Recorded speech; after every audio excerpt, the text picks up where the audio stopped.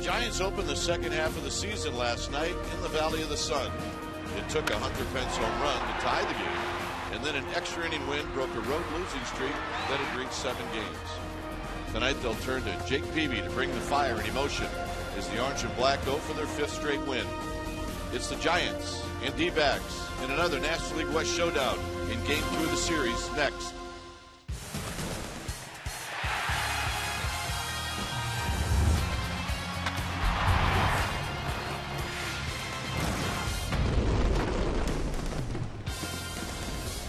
We've got another night in the desert as we come to you from Chase Field as we get ready for Giants baseball. This is Game 2 of this 3-game series. Hi again, everybody. I'm Glenn Kuiper. Alongside me is John Miller. Mike Krukow will be back from his assignment on Monday in San Diego. Well, the Giants, a long game last night. They go extra innings. They play a game over 5 hours. They use over 10 pitchers in the game. And, John, I'm assuming that when you talked to Bruce Bochy before the game, he said everybody's tired, the bullpen's tired, this team is tired. Maybe yes, maybe no. Well, he said everybody came out of it extremely well. That was the first question, was about the bullpen. And he said the one guy that he will not use is Ryan Vogelsong because he's been a starter and he doesn't go in consecutive days. But otherwise, he felt that everybody pitched a normal amount or even a less than normal amount. And they should all be, as he put it, good to go. So should be no problem for the Giants. Now, if Jake Peavy for some reason gets knocked out early, then it may be a different story entirely. But Jake has pitched 2 outstanding games in his first 2 starts since coming back from the DL. It should be a pretty good pitching matchup here tonight in the desert. You mentioned Peavy, and he'll be going up against Chase Anderson, who pitched very well against the Giants in San Francisco. Stay tuned. We'll take you to our Comcast Sportsnet studios for an update right after this.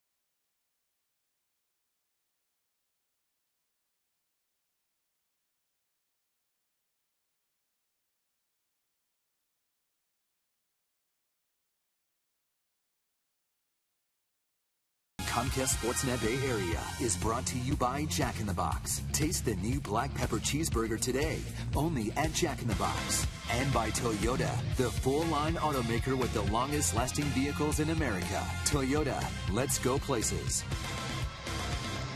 Indoors at Chase Field in the desert. There's Bruce Bochy with Matt Duffy in the foreground. The Giants getting ready to bat. We're just moments away from getting started. The game time weather presented by the Santa Cruz Beach Boardwalk. Get to the beach. The admission-free boardwalk is now open daily. Outside, it's 89 degrees and humid. There's a chance of some thunderstorms. The temperature inside of the air conditioning, 78 degrees. The humidity, 47%. The roof is closed. All right, let's take a look at the Giants lineup facing Chase Anderson. It'll be Pagan, Panic, and Duffy.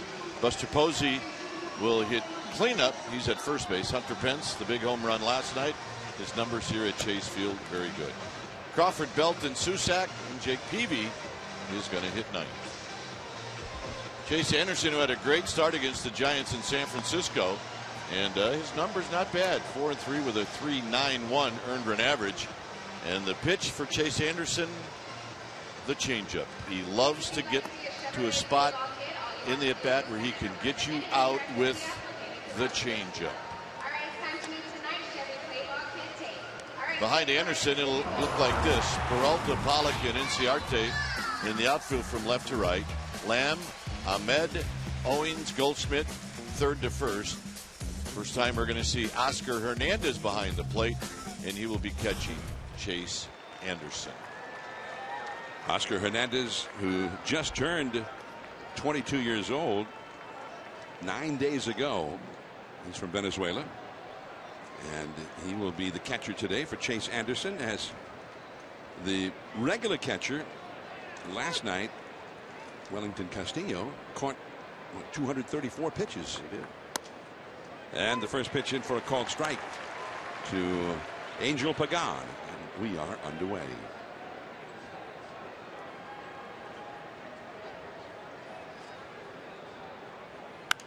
And a high foul off to the left. And the count is 0-2. Pagan, Panic, and Duffy coming up for the Giants. The Dodgers finished up the suspended game from last night and were beaten by Washington 5-3 in that game. And then in the regularly scheduled game, Clayton Kershaw pitched a beauty. That will go out of play. Still 0-2. The umpiring alignment with Jim Reynolds back of the plate. Paul Nowert, the crew chief, at first. Ed Hickox at second. Mike Estabrook is the third base umpire.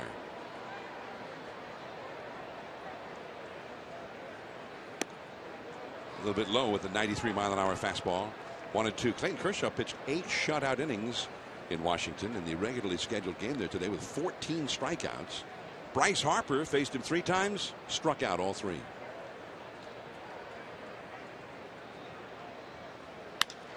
Base hit to left field. So Pagan got another fastball and he drilled it. And Pagan has not had that much hard contact as a left-handed hitter so far. No, it's a good sign, especially in your first at bat, because you do this in your first at bat and you start to think that, hey, I'm going to get 4 hits tonight. This is also a good sign. Coming into this game for Chase Anderson, the Giants hitters that have faced him, Pagan, Panic, Posey, Crawford, Belt, combined 1 for 15 lifetime. So here is Joe Panic coming on hard, and he won't get there.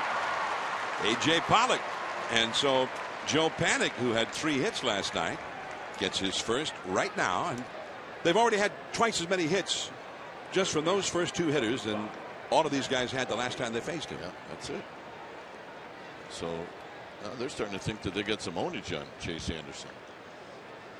Look at that start against the Giants on June 12th. Oh.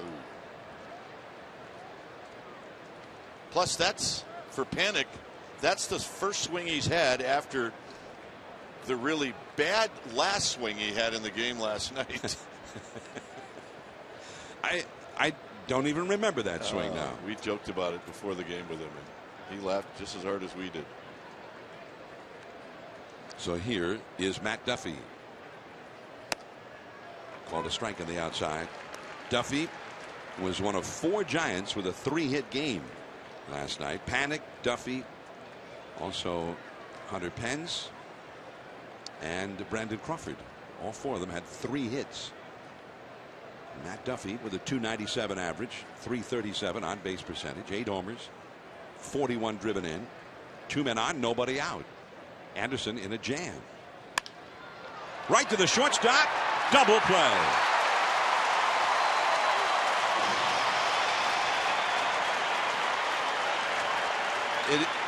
And we should say, Pagan took off the crack of the bat, and then he did stop, but. Well, look, you could second guess Pagan on taking off at all, but the bottom line is at contact you're going to be leaning, and he really didn't get off that far, so there's really not much you could do. No, it really, as you see there, that was just his secondary lead.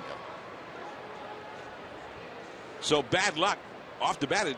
From up here it looked like a base hit. Buster Posey, high and foul off the right field line, strike 1. So the first 3 Giants have hit the ball solidly, and all they've got to show for it is 2 hits and a line drive into a double play. Jake Peavy, the Giants starter. He wouldn't mind if the Giants put him ahead before taking the mound.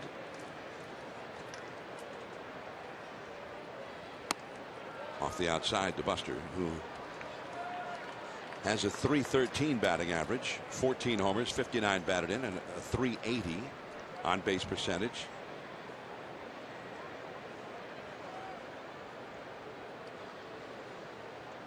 Giants have 3 of the top 8 hitters in the league for batting average.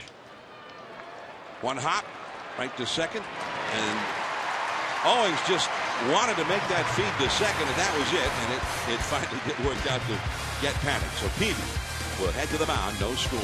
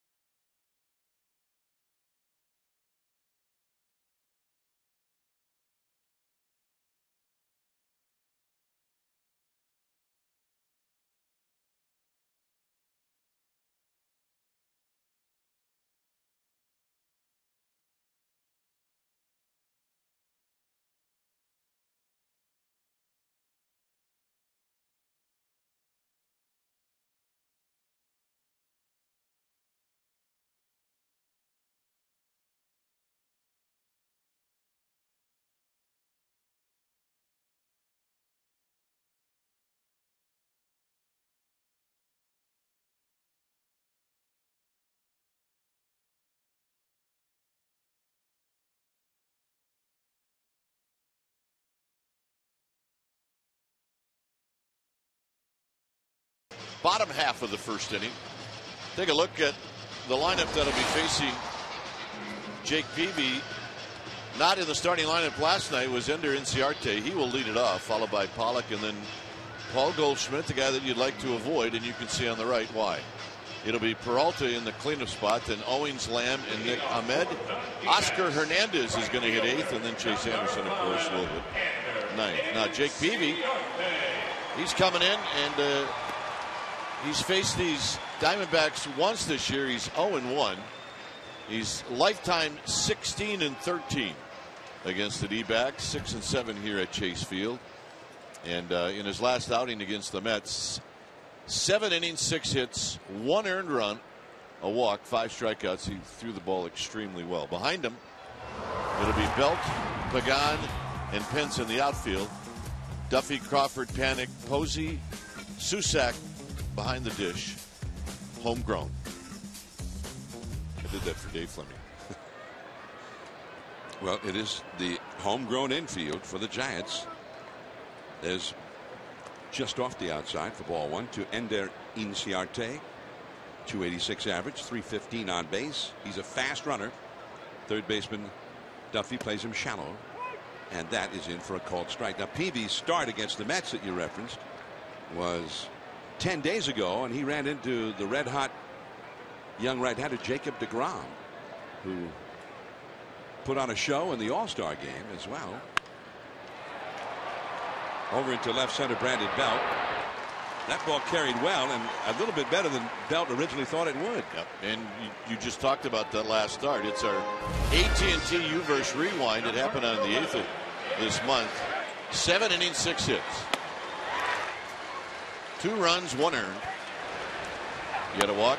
He threw 93 pitches with 5 strikeouts. It was Jacob deGrom who he opposed, and deGrom was fabulous. Giants lost 4-1.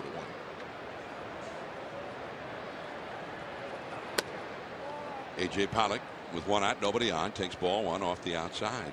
Well, he met up with deGrom last year in New York, and they had a double no-hitter into the 7th inning of that game. And they were scoreless head-to-head into the 6th inning of the game 10 days ago in AT&T Park. 2-0. deGrom may have had the most impressive performance of anybody in the All-Star game. Was it on Tuesday? And it not only was impressive, that's saying something, because there were several impressive performances. Duffy with a fast runner in the dirt, scooped out by Buster Posey with a backhand swipe of the glove. Well done on both ends.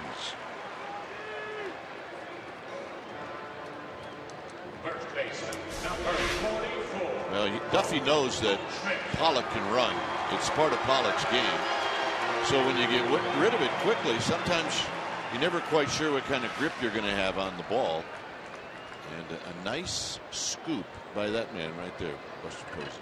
Yeah, it didn't look to be just a little easy short hop. And he handled it well. And here is Paul Goldschmidt. 2 down, nobody on. And back toward the press box. Here's the scoop by Buster Posey. John's right. It was not one of those short hops. It was one of those hops maybe 3 feet in front of your glove. Buster, an old infielder. That's a foul. Hit hard, but foul down the left field line. 0-2 the count.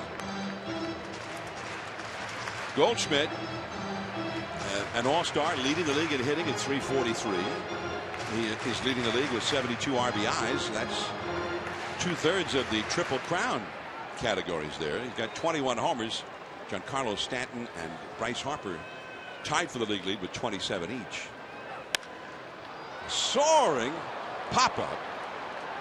Panic is calling, and right in front of Hunter Pence, he takes it. Pence was there if needed. Pop-up of the year. No score onto the second.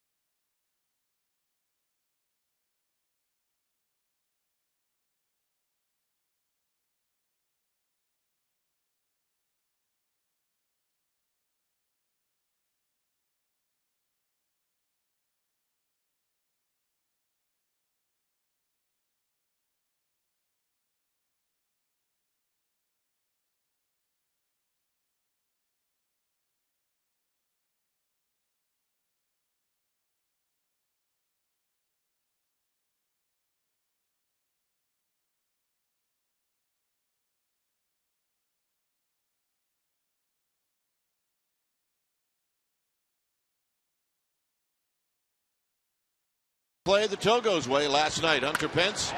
Giants needed a big blast to tie the game, and they got it.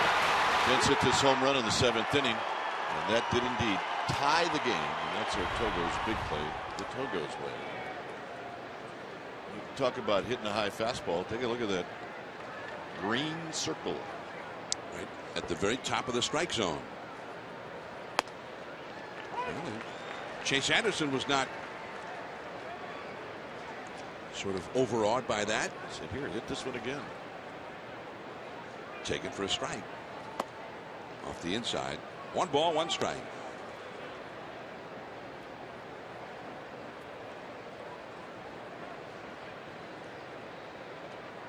Hunter Pence, who has knocked in 22 runs in 24 games played this year. That's not bad. It is not bad. It's kind of bittersweet for the Giants, though, because they can only wonder what kind of run production they would have gotten if he'd been in all year long. Well, think about Hunter Pence. He's really had 3 spring trainings. He's had the normal one, and then off the DL the first time, off the DL the second time. A little bit low, and that's a walk for Hunter Pence. So now Brandon Crawford will come up. Bruce Bochy did say, and we mentioned this at the top of the telecast, that he thought Brandon Crawford's all-round game last night was the best game that he's ever seen him play. And he's played some good ones. Goodness. Both defensively and with the things he did offensively. He had 2 different leadoff hits in extra innings, including the hit that led to the winning run. Knocked in their first run earlier in the game, and that's back out of play. Well, one of the plays John's talking about is our Ford right choice. Crawford gets Peralta at third on a 6-5 putout, and that was the first out of the bottom of the 7th. Giants had just tied the game, and Peralta had let off the inning with a triple. He gone. Boch did say that he really did not want to allow Arizona to score that run if they could help it. And it was a leadoff triple right in front of Goldschmidt. Then Goldschmidt walked. That brought up Tomas was the hitter. And remember, Bochy went out and had that meeting face-to-face with George Cantos, and he did tell me that the first thing he said before he even got to the mound, don't even think about leaving. I'm not out here to take you out. You're not leaving. Get that out of your head right away.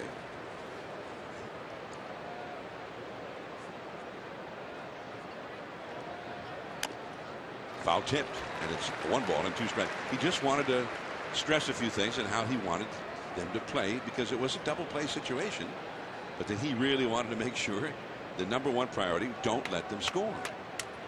Well, and plus the play was moving away from where Peralta was. So Crawford had to, at least out of the corner of his eye, see what was going on with Peralta, and he did.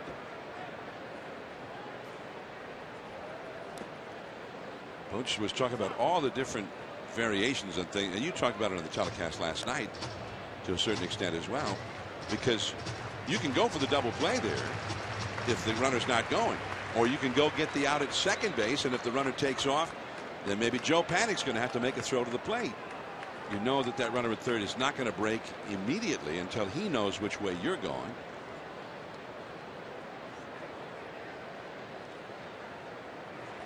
Well, it was a fabulous play just because of everything that was at stake and the fact that there were no outs.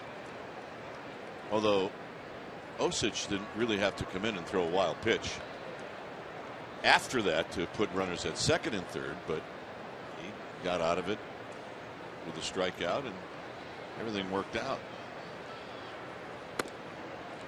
And the changeup off the outside. It's 3-2 now. We'll keep an eye on Hunter Pence here, who's a fast runner. Brandon Belt is on deck. Well, I figured Osich he's an adrenaline junkie. Not quite enough pressure when the runners were at first and second, so he wild pitched him over, and then he blew away his hitter. Well, he needs to realize his manager had 2 stints put in his heart in spring training. There goes Pence. And that's fielded cleanly by Goldschmidt, and he snaps a throw over to second base just in case, but Pence up to the bag and holding on. Our Geico quote, Bruce Bochy in last night's 12-inning victory: "We did a lot of good things. A lot of good things happened. The guys just fought hard. It was a great win. We know it. You know it." That was my Bochy impressions. I picked up on that immediately. So is that good, huh? Yep. Here's Brandon Belt, runner at second. 1 out, and it's 0-1. I think it took our fans a couple years, 3 years maybe, before they really figured out that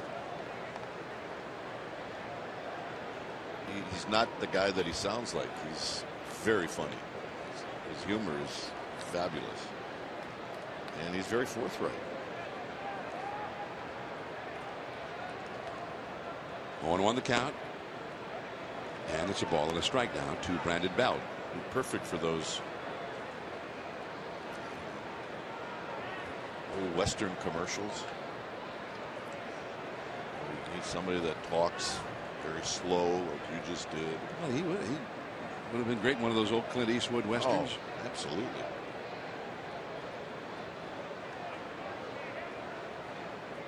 Well, Belt needs to bounce back after last night.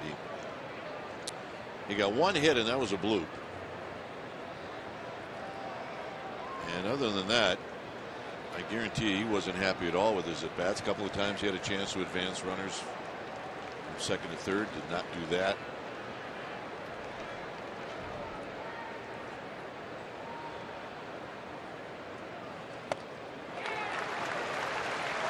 Could catch up to that 93-mile-an-hour high fastball, and it's 1-2. And you can see he's just shaking his head and feeling the pressure. Think about Belton. We've seen him do it. Is he can have a bad game or he can have a bad at bat, but he can come back and get hot, and all of a sudden he will carry the team.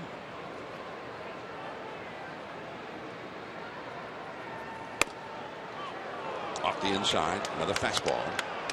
2-2. Well, he's done it this year. Had a stretch there for what, a couple weeks. Hit 7 or 8 home runs. Yep. And even when the home runs kind of dried up, he still was getting RBI hits, doubles, knocking people in. 2-2 the count. Changeup is low. 3-2. Base hit here could mean a run. You've got the right-handed hitting Susac on deck.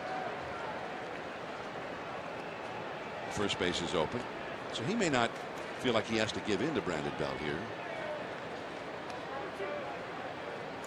They've got not quite the overshift on for Belt on the infield, but they're playing him to pull. The shortstop, Ahmed, you see right there, almost right up the middle.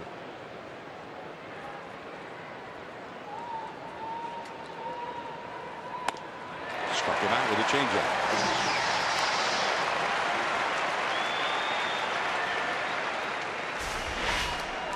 Well, you can see the frustration for Belt, but as I mentioned at the beginning of the broadcast, he wants to get to the changeup. That's how he wants to get you out, especially left-handed hitters. We have a meeting.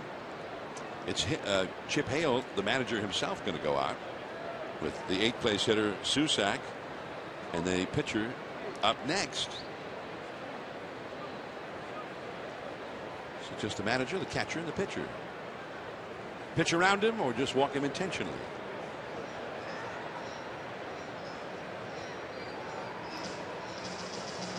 But anyway, Belt frustrated, and it can all change in one at bat, but it hadn't started out that way tonight for Brandon Belt. Well, they're not going to walk him intentionally, but we'll see if they give him anything good to hit. Just off the outside. 1 ball and no strikes. Now Susac as the 8th place hitter, the part of being an 8th place hitter with 2 down, you've got a runner in scoring position. You don't want to have to leave it up to the pitcher. Take a walk and let Jake Peavy try to knock it in.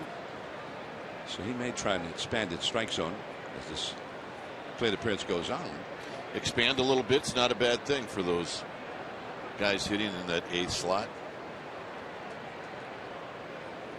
He hit a 3-run homer. That was the big hit for the Giants in their win just before the All-Star break last Sunday. That was his last game.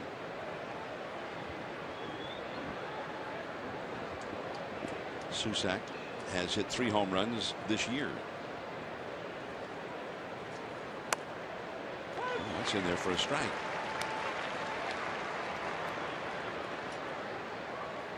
One ball, 1 strike to count. Chase Anderson, who is out of the University of Oklahoma, or I guess it's Oklahoma, OU, Oklahoma University.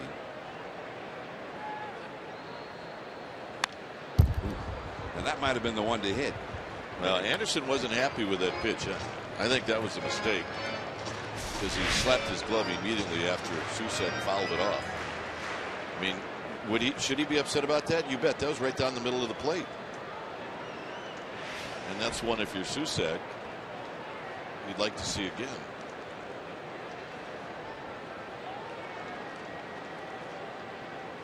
One ball and 2 strikes with 2 down. Pence at second.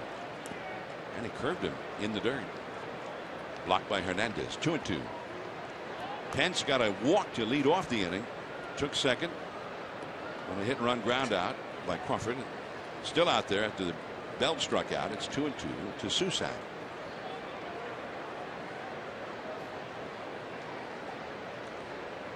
Anderson, 27 years old. He was a 9th round draft choice 6 years ago by the D-backs. 2-2. High, hard fastball and taken by Susac. That was out of the strike zone.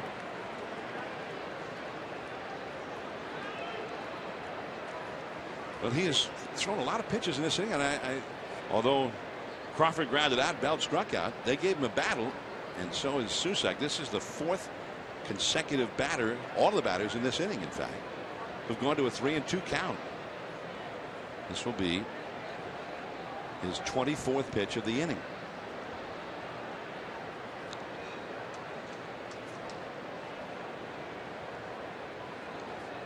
And he's taken a good long while before throwing it. Now Hernandez is going to go out and they'll talk it over. They seem to have a little bit of a difference of opinion as to what pitch to throw here. Tomorrow, the final game of this series and getaway day for the Giants. It'll be a day game at 1:10. First pitch, Madison Bumgarner up against Patrick Corbin, a battle of left-handers, and the Giants will move on to San Diego. Play Monday and Tuesday nights in San Diego and a day game Wednesday. No score in this game, runner at second, and the 3-2 pitch on the way. Well, he took strike 3 call. Wow. Unbelievable. On to the last of the second.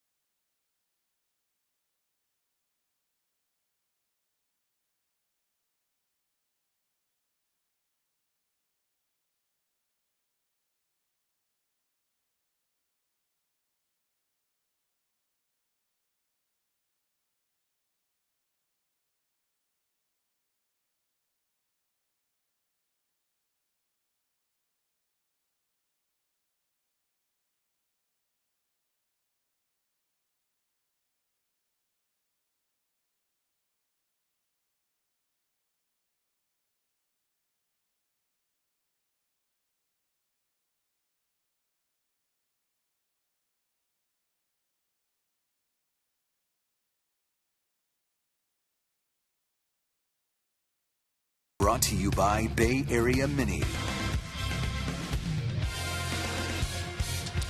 Well, on the next homestand, the Giants will welcome in the Oakland A's to AT&T Park. The Saturday game, the 25th, first 30,000 fans are going to receive a Hunter Pence gnome courtesy of Blue Shield of California. And then on Sunday, the 26th, it's Country Day. The first 20,000 fans are going to receive a cowboy hat presented by Saddle Rack. A's Giants, sfgiants.com/tickets. Okay. Thanks for that timely reminder. And there's ball one up and away to David Peralta. He had a big night last night, hit 2 triples and a single for the D-backs.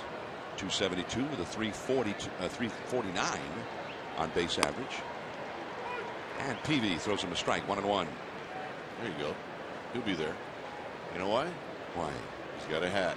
And he's got a woman who's got a hat. So, but he wants another hat? Absolutely. That's into the gap. Pagan will have to chase. Peralta's going to go for 3 again. Pagan overthrows his relay man, which may not have mattered. A triple again for Peralta. His 3rd in 2 games.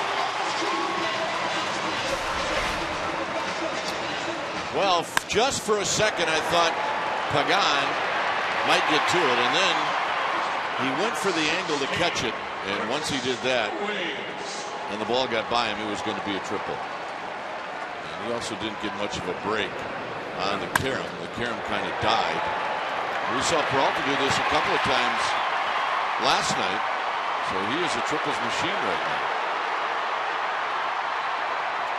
The 7th triple of the year. And he has not been an everyday player, but he leads the league in triples now. He moved ahead of,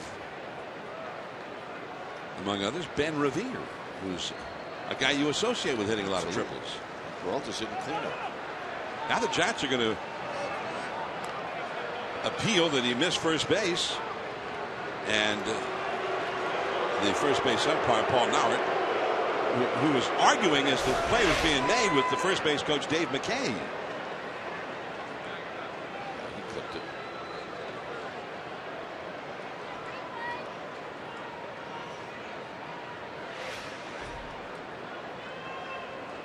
Giants infield lays back as Chris Owings stands in. And it's 1-0 Arizona. That ball was just a shot. And it went under the glove of Matt Duffy, stuck the glove out. Came up empty. Well, it's the hot corner. Lay it down there, see if it'll go in. And I think Duffy would like to have another shot at that one, but it will be a base hit. You kind of have to anticipate it. Is it going to stay down? Is it going to come up? So if it comes up, and that's how you play it, you got a shot. If it doesn't, you have no shot. Jake Lamb takes a called strike. I asked Duffy about the infield here before the game, and he said the infield dirt is loose, and it's softer than he remembers in the past, although the infield itself still plays real fast. And that one never hit the dirt. It hit the grass in front of him, and as you say, he just seemed to figure it was going to come up a little bit more than it did. Well, a lot of the speed of the ball is determined how well the ball's hit and how hard it is in front of home plate.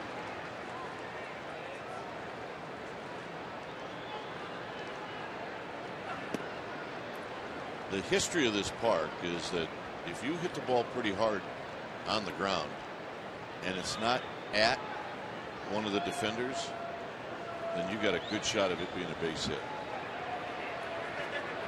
It's an offensive park. The only place it's not is 413 in left center and 413 in right center. And that entire center field wall between those two 4-13 markers is 25 feet high. Curt Schilling always used to say that he thought if you could make him hit it out there, that was your best shot.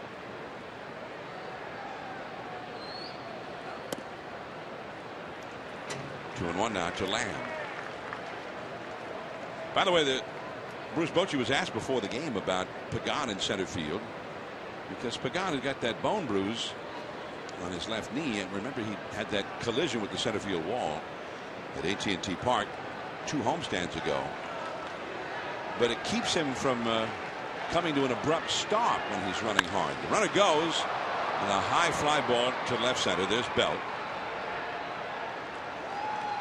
Owings will go back to first. That is the first out of the inning.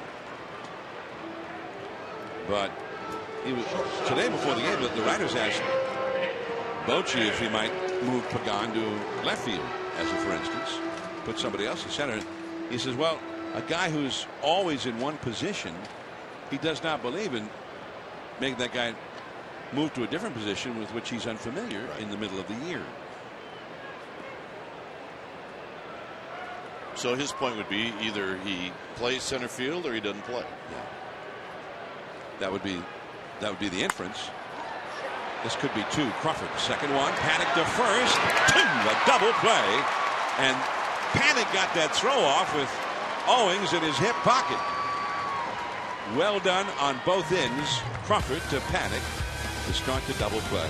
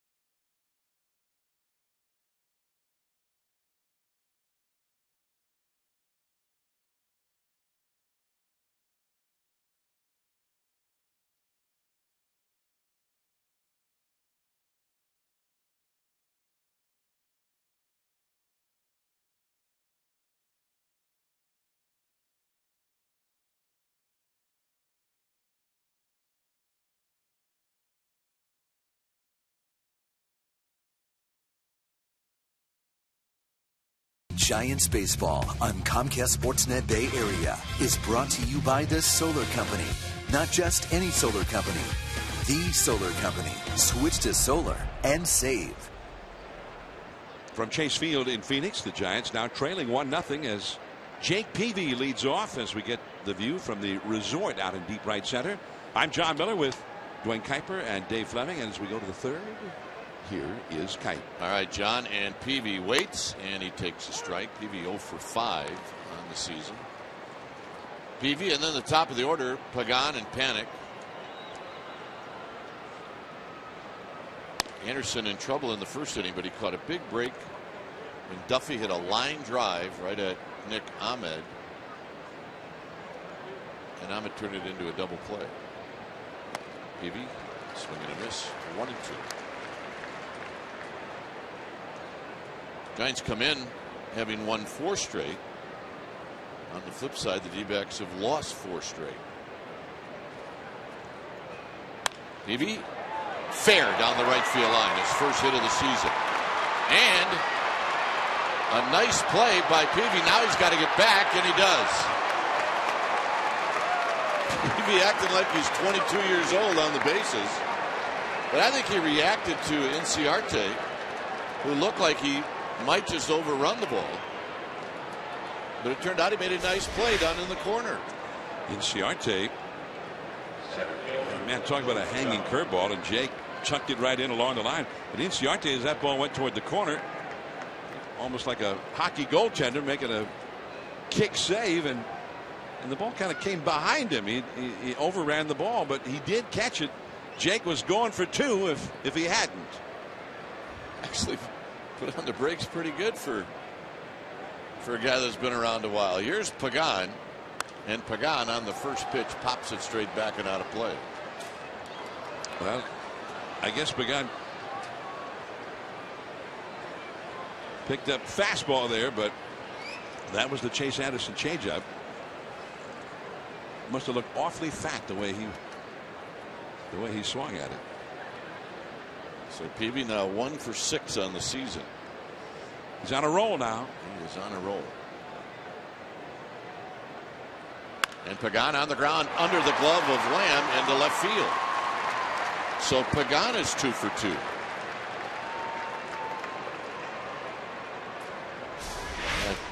John called this double play, but he also mentioned Owings getting down on Panic, and he was right on top of Panic.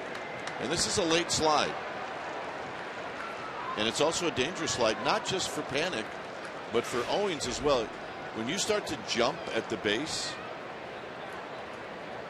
a lot of bad things can happen to your ankles, to your knees. But if you're the second baseman, you got to get out of dodge, and Panic did.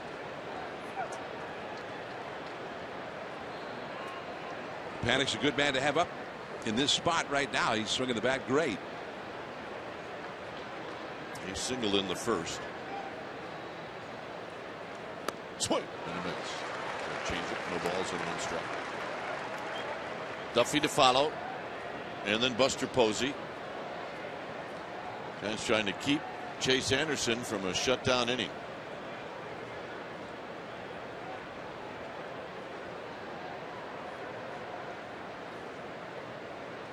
Anderson looking into the kid Hernandez. 0-2. Let's see what his go-to pitch is.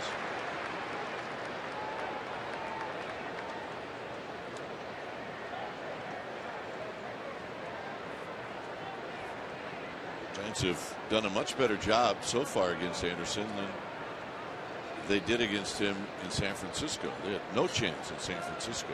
He had a no-hitter going into the 7th inning of that game. Got him on 3 changeups. Wow.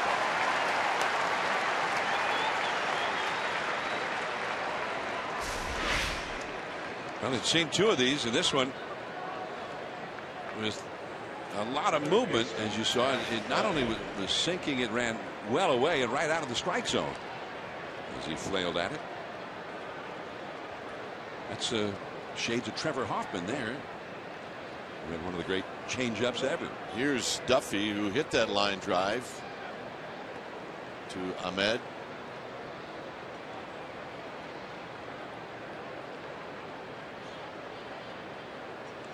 They'll look to second, and Duffy on a check swing. So no changeup to Duffy. A fastball right on the inside part of the plate, and it's no balls and 1 strike.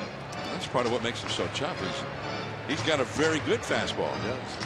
And he's throwing that fastball around 93, and the changeup 82, 83.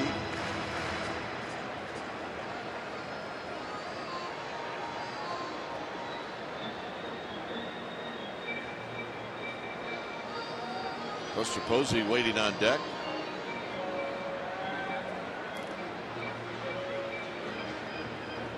.44 pitches for Anderson. Yeah. The girls are here. Football, baseball, what else? Basketball. Kind of watching the game. And the 0-1. On the ground into right field, a base hit. Unlikely Peavy's going to score. Posey's going to come up with the bases loaded. So nice at bat for Duffy. Inciarte has a very strong arm playing in right field, and he fielded that ball in shallow right center. Even if Peavy had genuine speed, that would have been tough to score against the arm of Inciarte. Absolutely. We mentioned it last night. Tough to score on balls hit to left field or right field, especially if it's hit right at the outfielders. So here's Posey. Buster bounced out to the second baseman Owings to end the first inning.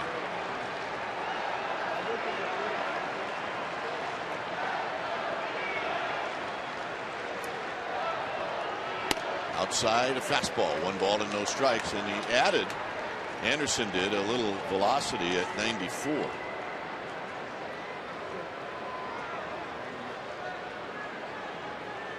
Four career grand slams for Buster Posey. And 2 of them this year. And a strike. Buster may have been sitting on a changeup.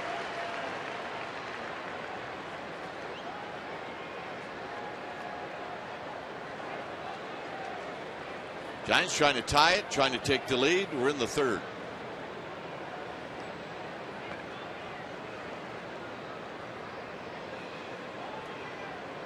It's a good crowd tonight. May not be a sellout, but it is a good crowd. Fair number of Giants fans here tonight, as always. Good look into the at-bat to Buster Posey and the pitch. Posey high and fouled into the upper deck. It's 1-2. So Anderson getting a little extra. Another high velocity fastball. Hunter Pence on deck.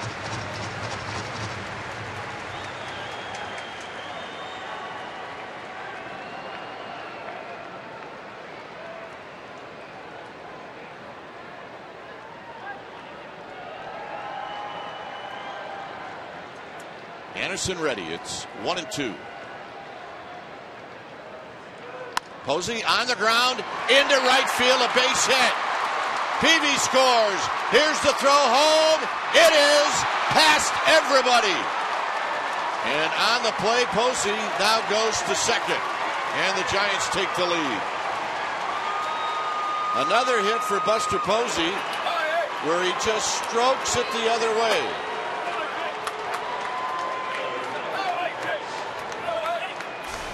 Well, this is a little magic wand-do action, and he did just poke it the other way. He knew the second baseman was over toward the middle. That's a little inside-out kind of a swing, and he hit it into that open space, so it just barely made it. Peavy scored easily, and right behind him was Pagan, and Inciarte with that strong arm, but the throw was a little offline, and it kind of handcuffed the catcher Hernandez. And it looked to me from that angle that Hernandez was blocking the plate anyway. It did, absolutely. So now Jake Peavy's going to have to catch his breath. Remember, he opened up this inning with a base hit. So this is what John's talking about. I would think the Giants may have had a beef on that one. So here's Pence now with the infield in. Pence drew a walk in the second. Duffy's at third. Posey's at second. You can block the plate when you have the ball and not before. There's one gray area, though, on that rule. You can move into the baseline if you're trying to get the bounce, if you need to catch the ball. Nice block by Hernandez.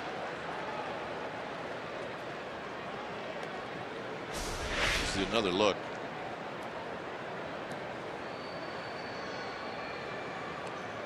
So I think he was there long before he had to determine what he was going to do with the throw. But doesn't matter. 1 ball and no strikes. He scored. And it's just sort of an academic question at this point. Foul. Straight back.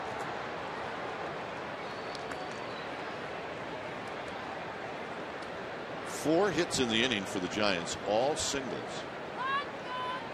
Grandpa and Grandma are back. I have a feeling they have a closet full of those shirts. Closet full. Closet full of Giants good luck gear. The 1-1 coming up to Pence. Pence pops this one up out of play. It's 1-2.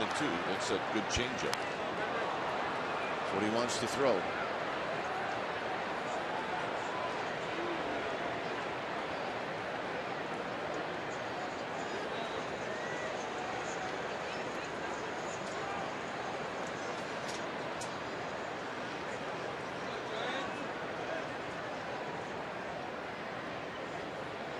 On the ground.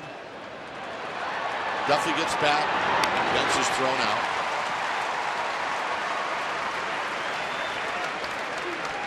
Giants fans and parents of your young Giants fans with peanut allergies. 2 more peanut allergy friendly games are available this summer, July 27th and September 18th. Go to sfgiants.com/special events.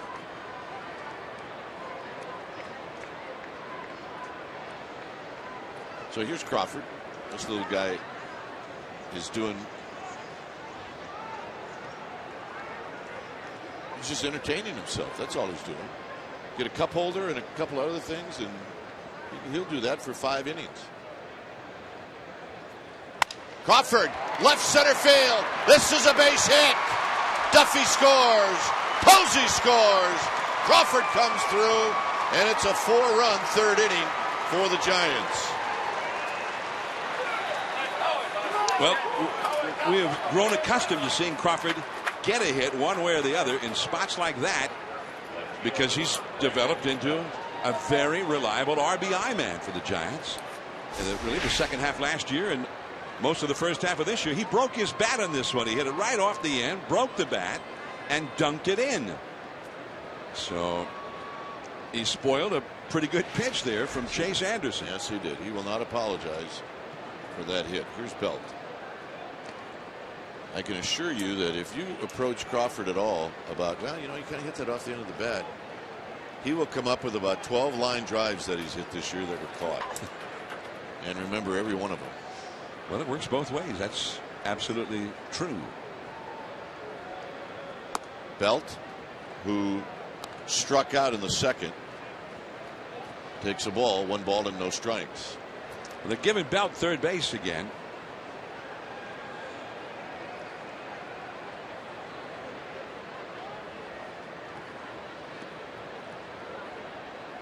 Belt hits a high fly ball to left. It looks like it's in the park to Peralta, and that's going to end the inning. Giants on the board 4 times. D-backs coming up.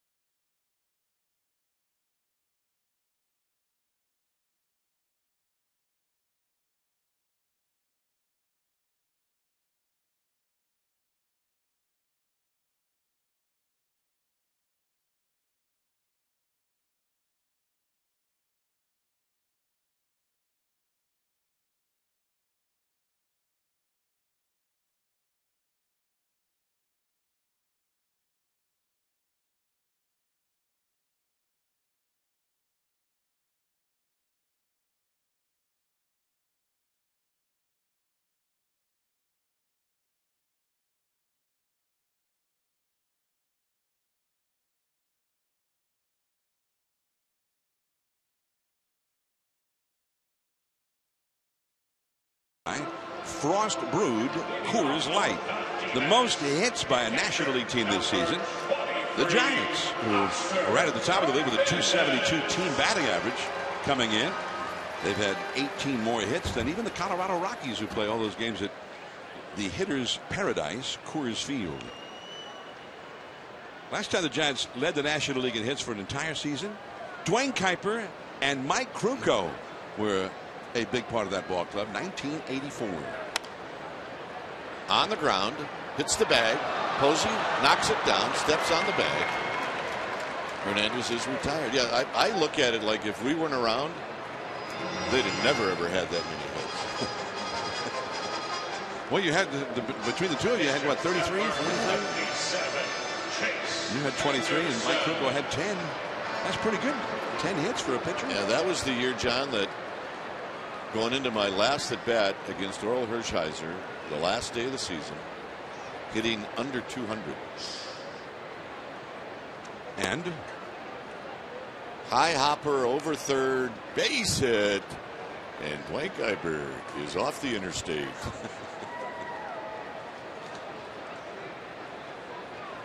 Anderson takes a strike. He's 4 for 30.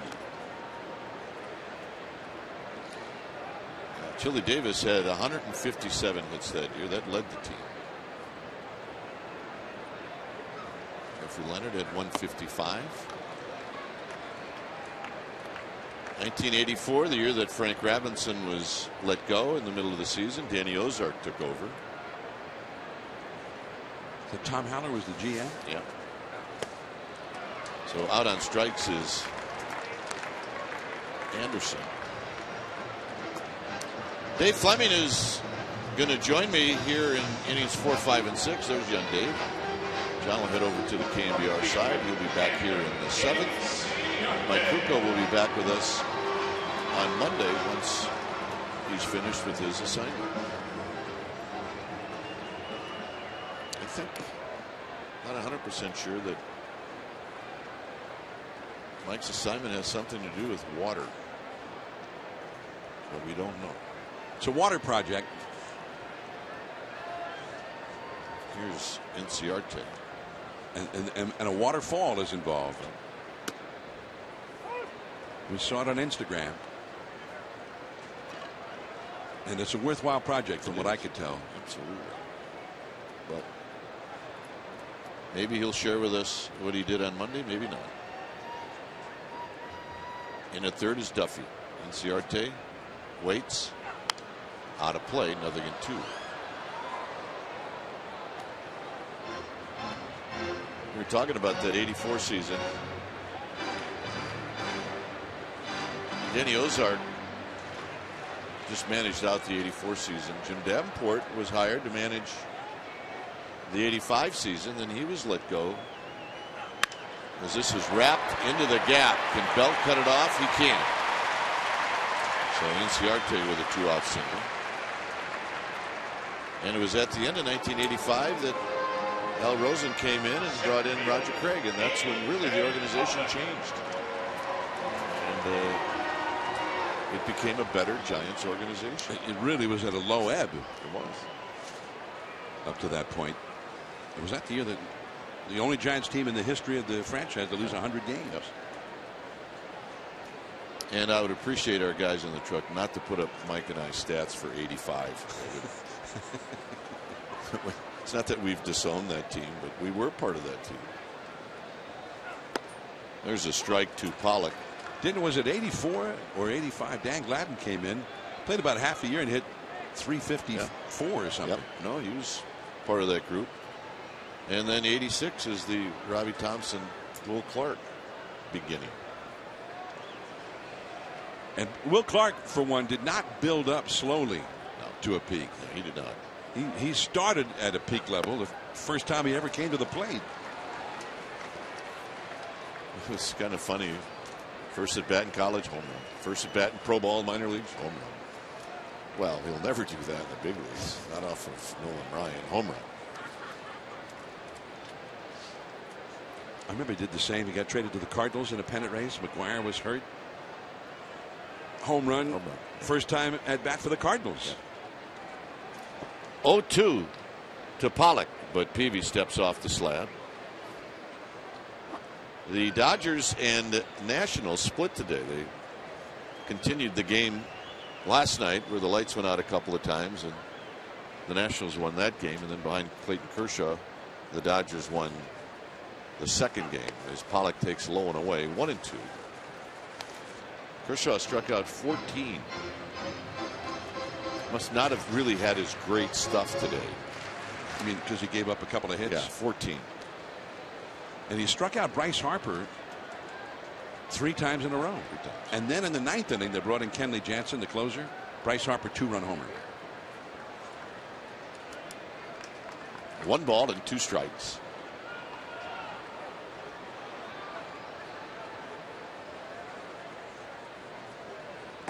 In tight, you don't want to allow Pollock to come up with a free 90 feet here, not with Goldschmidt on deck. That guy, yeah, him.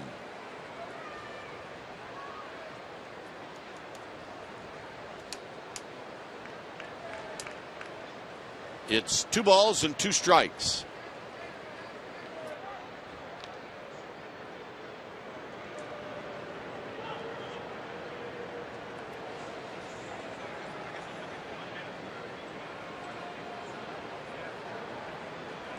Giants 4, D-backs 1.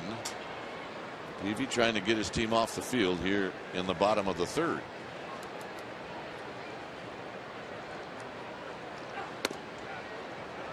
Three and 2.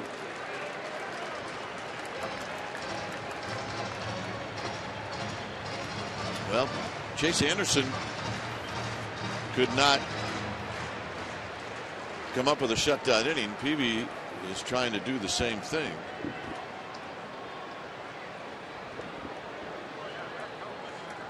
Three balls, 2 strikes.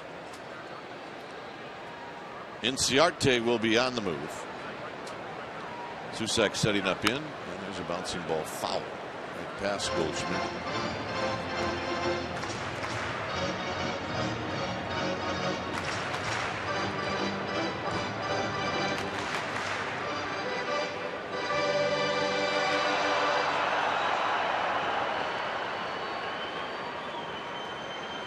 Three and 2.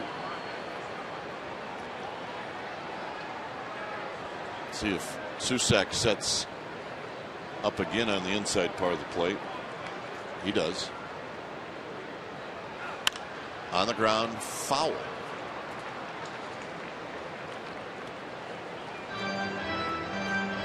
He's facing a tough hitter, A.J. Pollock, named to the All-Star team. Played in Cincinnati for the National League this past Tuesday, and he's finally really blossomed in a big way into the kind of player they thought he could. Well, he doesn't do anything great. He just does everything very well. He's got power. He's got a pretty good eye at the plate. He gets walks. He's hitting for average, and he's a very fast runner. That's a balk. Yep. Oh, sorry.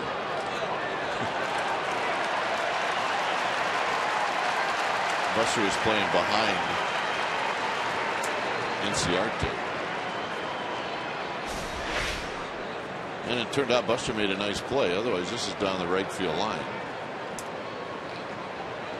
You've got to throw to the base. The fielder's got to be either at the base when you make that throw or on his way to the base. And Buster was neither. He was back behind the runner and waiting for the pitch to be thrown. But on a balk situation like that, if the ball is going down the right field line, the team can choose to take the play rather than the balk. Because Inciarte with his speed would have easily been to third at least.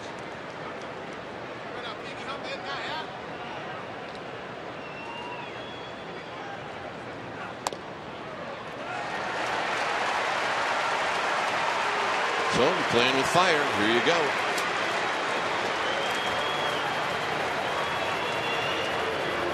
Goldschmidt popped out in the first inning. His pop-up nearly hit the ceiling here at Chase Field.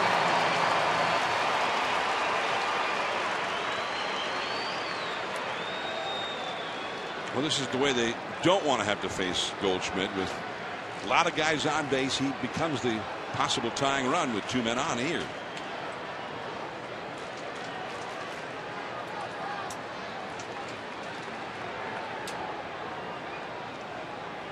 Goldschmidt with 72 runs batted in.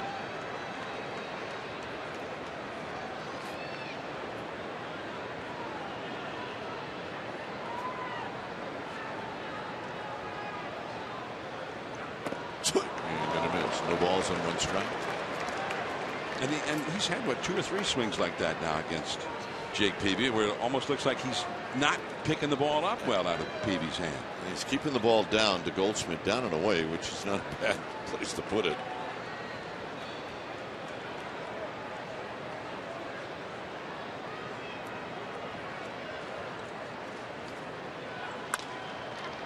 Peavy's going to knock it down.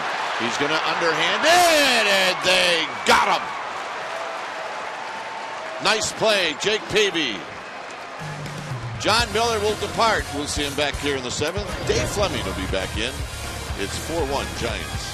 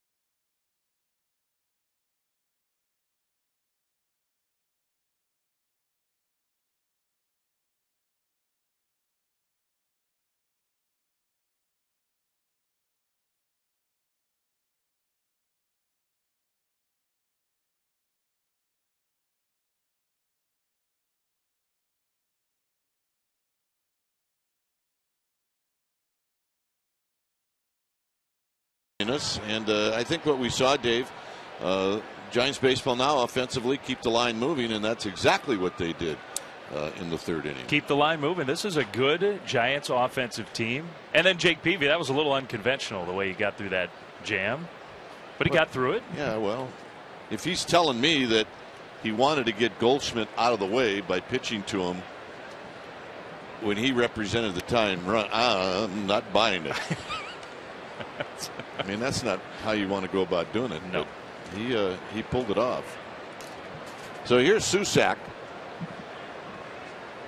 Susac had one of those at bats that you hope nobody watched, and that was an at bat with a runner at second base and 2 outs, and he took a 3-1 pitch and he took a 3-2 pitch, and he also missed a fastball right down the middle of the plate.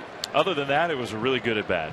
Other than that, it was a good at bat. Well, he's got another opportunity here, and this time he's going to lead off the 4th rather than end the 2nd. On the ground, and he does. He hits one down the left field line. It'll be Peralta digging it out, and now he kicks it around, and Susac is on the move, and he's going to make it. Hang on, big fella.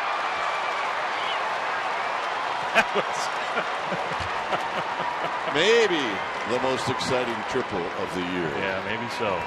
Maybe not, but well, let's hope he's okay. Don't hurt yourself. Well, he hits it right past the diving Lamb.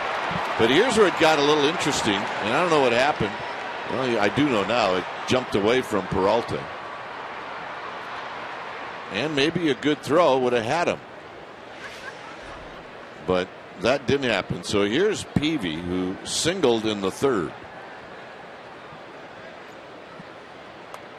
And look out, Angel Pagan, as that is fouled right past the Giants on deck hitter. Well, one thing you mentioned it just 30 seconds ago. Giants have a deep lineup, and their 8th place hitter Andrew Susac is a good big league hitter. He doesn't get a chance to play a lot. Well, he's not an out, that's for sure. He is not. Swing and a miss by Peavy. Does not have an RBI this year. Picked up his first hit of the year. And also they're telling us in the truck the first hit in a Giants uniform for Jake Peavy.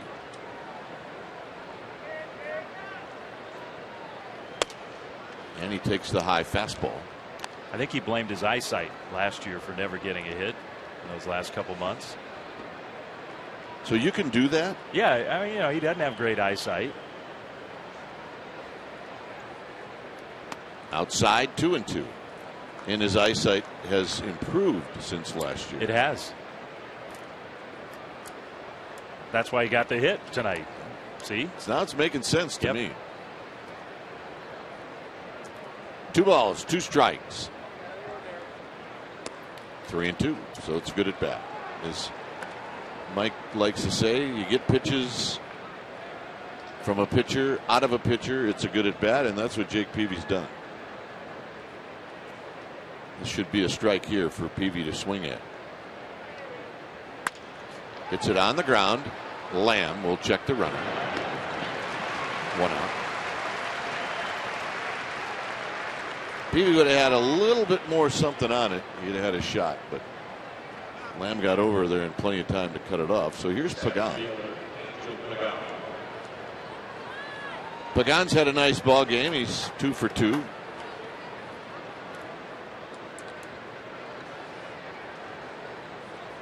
Anderson has thrown 66 pitches.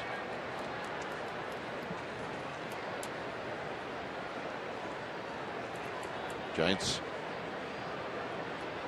with a 4-1 lead here in the 4th. Infield for the D-backs playing in. Down low. Well, last night, 12-inning game. He only had 1 hit. He went 1 for 6, drew a walk. I thought the at-bats were good. I thought they were encouraging for Pagan. And tonight, to me, is sort of building on that. Now, we mentioned it last night. If he figures it out and gets hot, he's like Belt. Makes a world of difference. There's a strike on that changeup. He has thrown a lot of changeups. I asked Bam Bam Mullins before the game, I said, what will Anderson do to try to get you out? And he said, changeup. So he's going to throw it a lot. It's a good scouting report.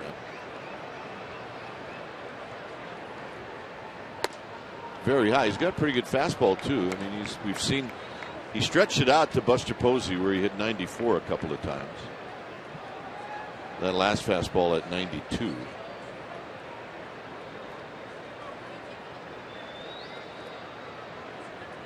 Buster's got 2 RBIs in this game to give him 61. Here's the 2-1 to Pagan. High pop up out of play, 2-2, and another changeup.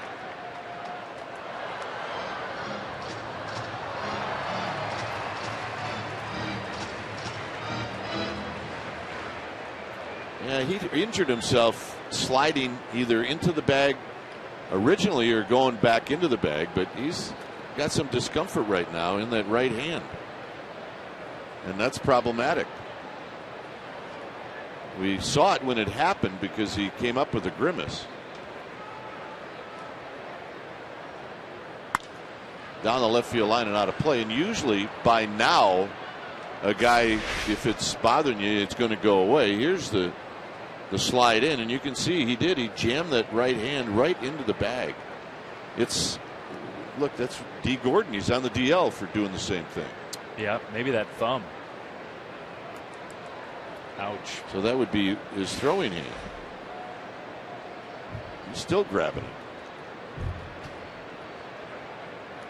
2 balls, 2 strikes. Pagan into right center field.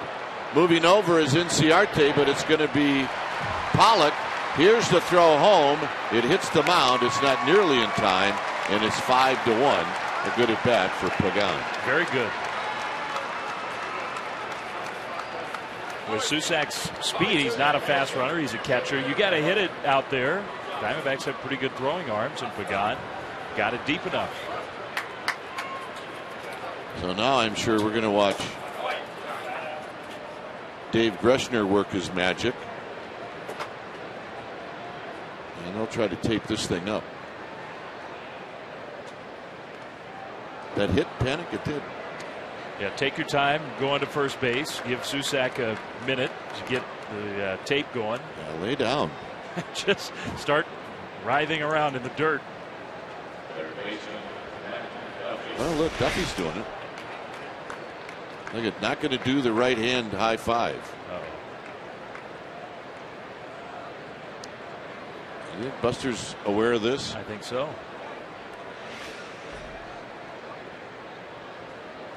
I did it once in A-ball. I went in head first and I just cracked the very tip of my right thumb. There's a pitch down low. I was in Reno at the time, and they found this little plastic cover to the thumb and taped it up. And I remember saying, well, it's fractured. I'll probably on the DL and go home, right? And they were like, no, we'll have you coach. Duffy takes low. So you had me coach? Yeah. I said, well, how about if I play? I said, all right, well, if you want to tape it up and play, that's fine. So that's what you did? Yeah. It was either coach or play. There's the gear. Have we ever determined who the backup catcher is? I think it's a moving target. I mean, somebody said Eli Whiteside. Well, that's a good idea. But in the middle of a game, Eli Whiteside would not work. Can't do it. Posey's gear is still sitting there. Well, let's put it that way. It was not sitting there. There's Eli. Until Susak got hurt. And then they kind of dumped it out on the bench. Duffy takes a strike. It's 3-1. We can see Dave Greshner talking to Bruce Bochy. They're finished now, but he came over and said something to Boch. That's David Hernandez warming up. Duffy with a base hit to left field. It's his second hit. I think the All-Star break did Matt Duffy some good. Unbelievable. Only out he's made tonight was a line drive. So he's hit the ball hard 3 times. 3 times. Hey, another meeting.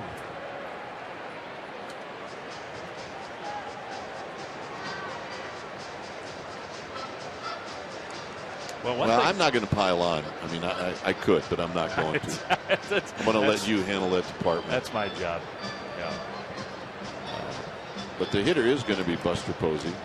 You know, he had this 12-inning game last night, and the Giants bullpen actually made it. They used 10 different pitchers, but nobody got blown out or had to really extend themselves. Diamondbacks, you wouldn't necessarily say that. I mean, the Diamondbacks, Hudson threw 27 pitches, Ziegler, the closer, threw 26, Delgado threw 37. So their bullpen got a little more taxed, I think, than the Giants did last night, even though they used all those pitchers. Look at that list. But nobody had to take on a real heavy workload. So here's Buster, runners at first and second with 2 outs, a run in.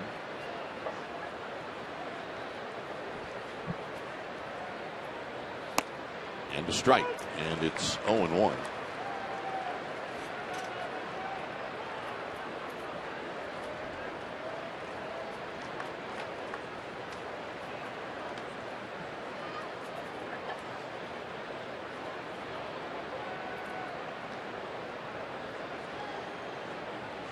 Buster's base hit was a ground ball through the right side in the 3rd inning.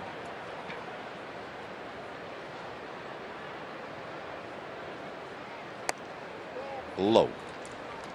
1 ball and 1 strike.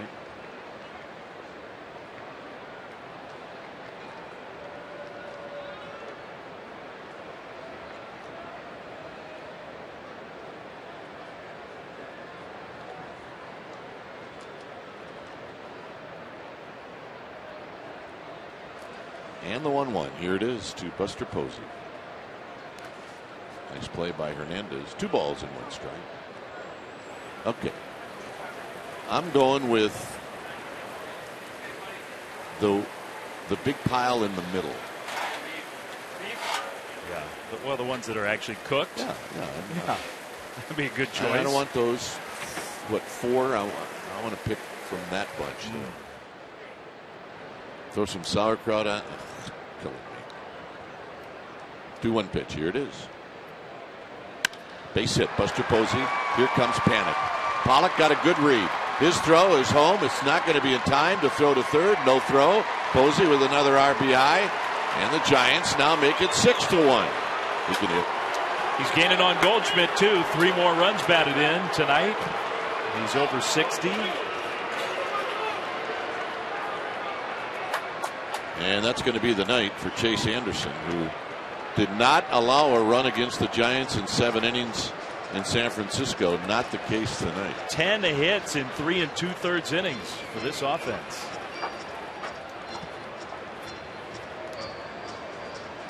So when it's time for a change, think Speedy Oil Change and Auto Service, your oil change tune-up and brake experts. We'll give you the new pitcher when we come back.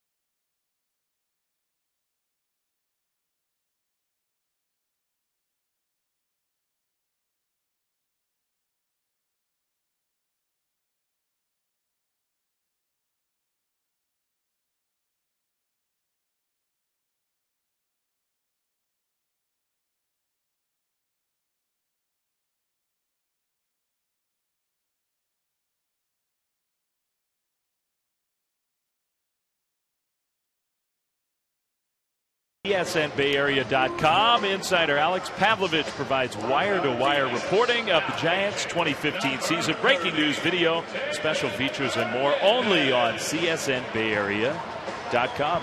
Alex had a great story yesterday about Taira Uematsu, who went to the All-Star game, Giants bullpen catcher, and he got to catch all of the All-Stars getting ready to come into the game. It was a great story. Way to go, Alex. Yeah, good job. Here's Pence. Runners at the corners, and Pence takes a big breaking ball for a strike. David Hernandez, at one point, he was a really good setup man for the D-backs. He's coming back from injuries, but had a lot of injury problems. He throws hard, or he did.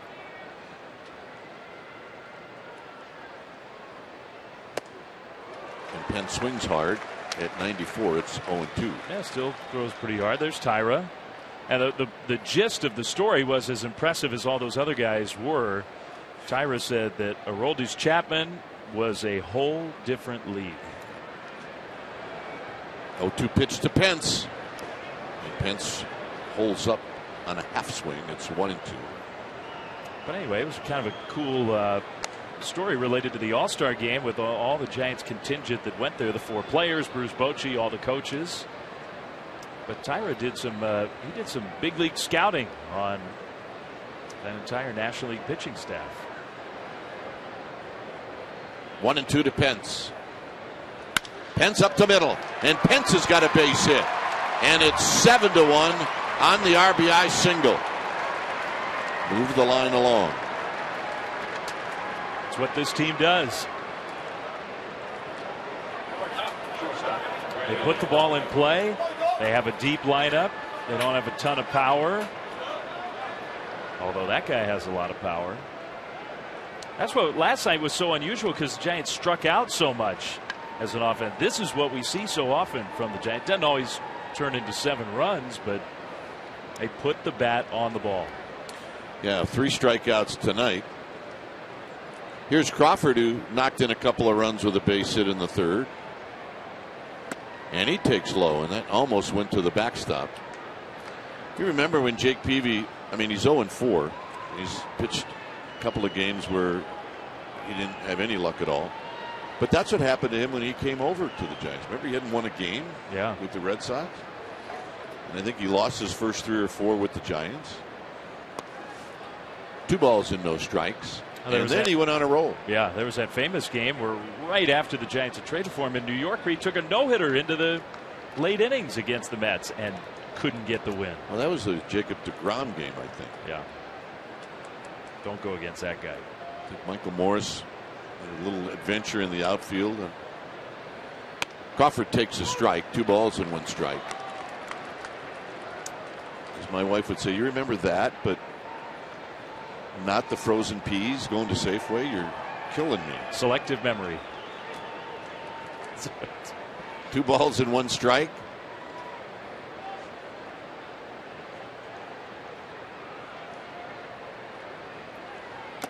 Swing and a foul. It's 2-2. I think it was the first base runner in that game. He might have had a perfect game. I think you're right. And Morris didn't exactly box it up, but it was a play that he should have made. I'm not sure Michael Morris is playing a whole lot in Miami. He is not. 2 balls, 2 strikes.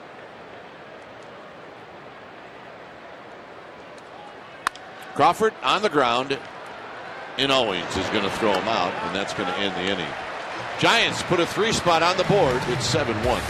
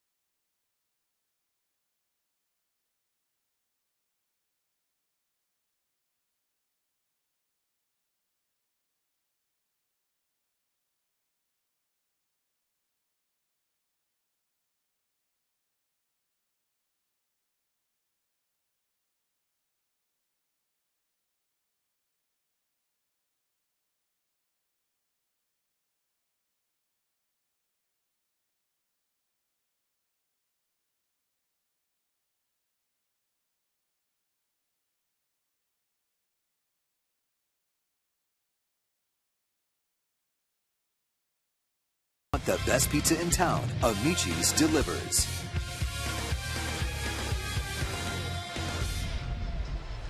Giants with a 7-1 lead here in the 4th inning. They've wrapped out 11 hits. We got some changes. Blanco is going to go into the game to play left, and that's because Belt is going to go to first, and that's because Posey is going to go behind the plate. So we'll try to get a report on Susac. I'm sure it's going to be X-ray involved.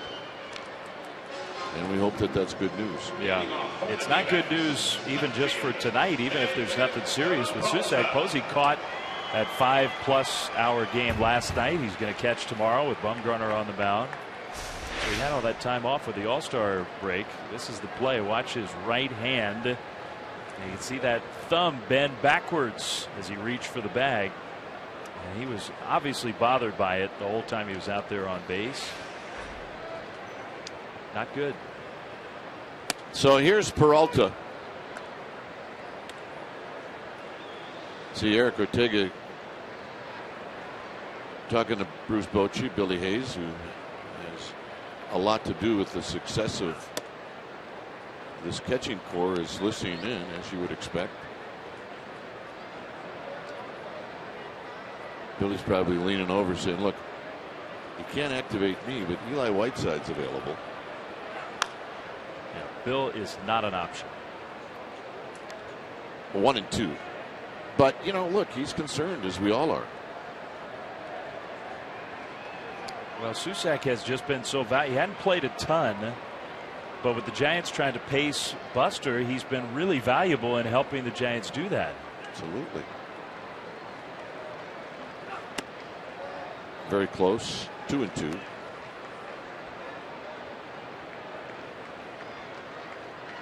And I think Hector Sanchez, he's had another concussion, hasn't he? I mean, last we heard he was having some more problems with that. Out of play. Hey, we're getting ahead of ourselves, but if you're thinking about, well, how do you get somebody up here? Is there somebody who can get up to the big leagues quickly? The guy who's been catching a lot for the AAA club is Trevor Brown.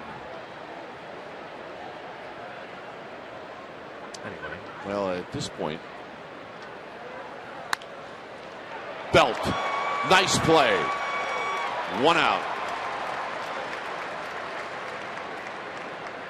At this point, you probably bring up somebody that can be a good defender. Yeah. There's a nice play by Belt. Beautiful. He can play first.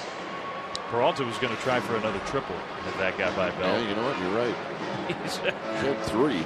3 in 2 games. So here's Owings. Owings with a base hit in the 2nd inning. And that knocked in a run.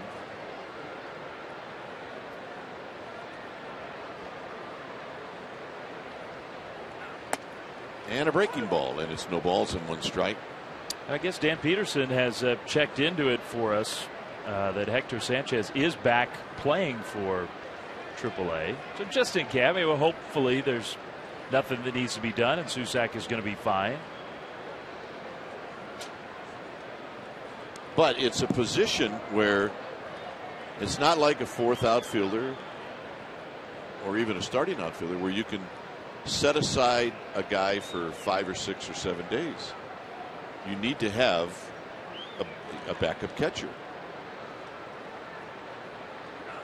That's outside, 2 balls and 1 strike. Well, that's a good point you make, because at a different position you can carry a guy who's unavailable for a couple of days or 3 or 4 days, whatever. You cannot do that at that position. Nope.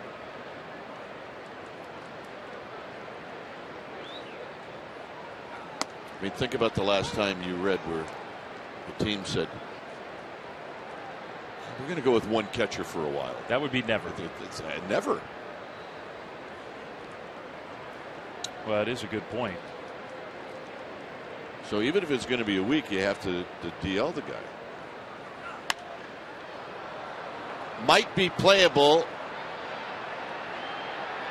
No. 2nd row, maybe the 1st row. Bumgarner almost got it. Well, a Giants fan wearing a Bumgarner jersey.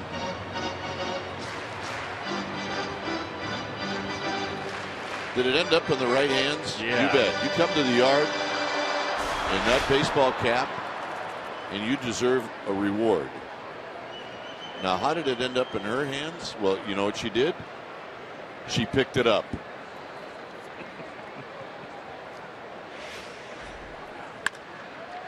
Foul. I mean, that's a good attitude baseball cap right there. Look at it. Oh, yes. Make sure you didn't lose the glasses. I love that hat. She put those on herself, don't you think? Those sequins?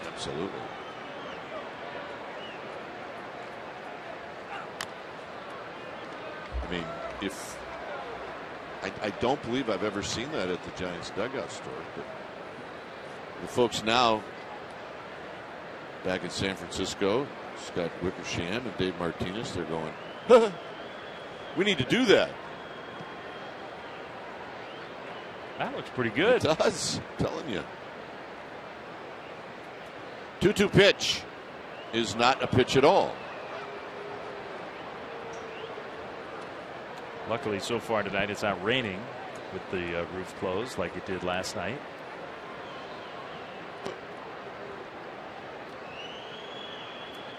And now the 2-2 pitch. Foul again. I mean, it was kind of uncanny how it rains outside, the roof starts to leak, and one of the leaks is directly on top of the rubber.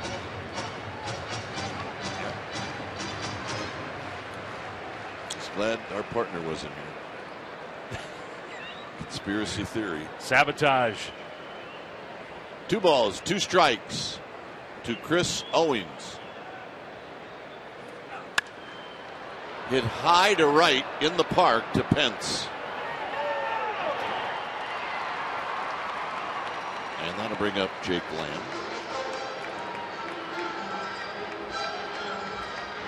Third baseman, Jake Lamb. So here's Lamb. Lamb hit a fly ball to left field.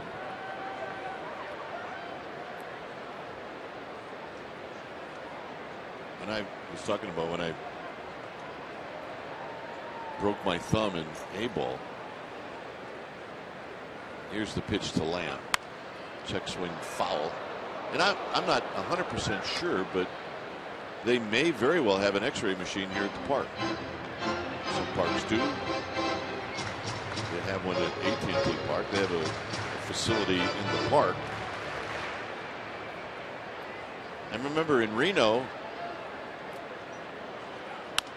there's a bouncing ball to Panic. This is going to end the inning. I drove. You drive yourself to the hospital. It's A-ball. That's what you do. Happy lady. Way to go.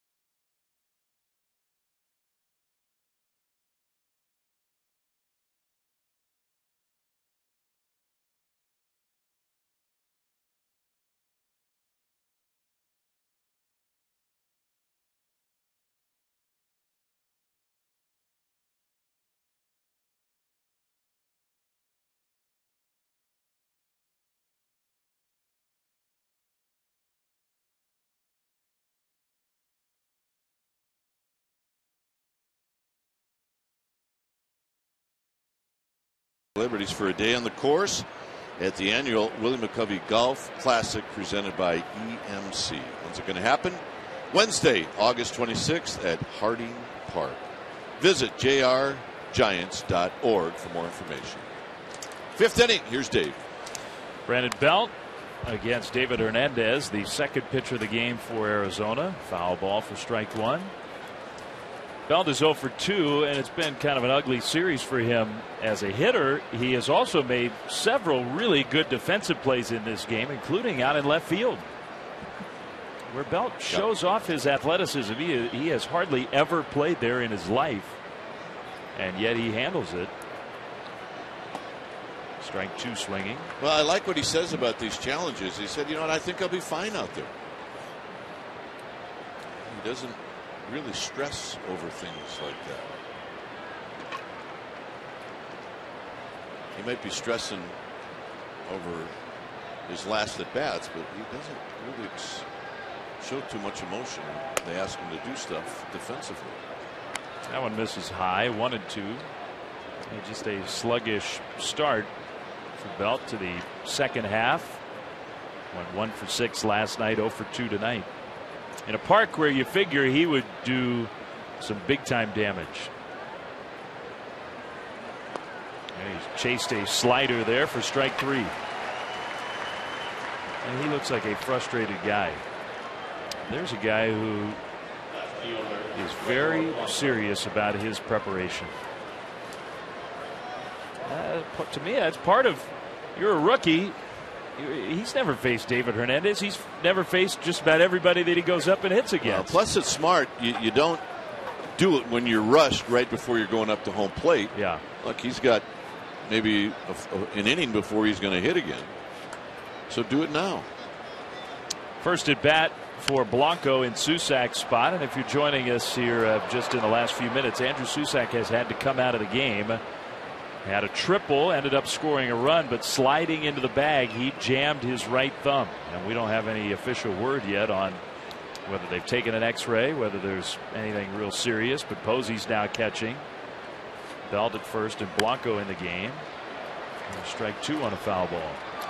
Well, you come into the game like Blanco has, and you know if you're going to face David Hernandez, you're going to get a couple of hardy fastballs, and he's gotten 2 of them.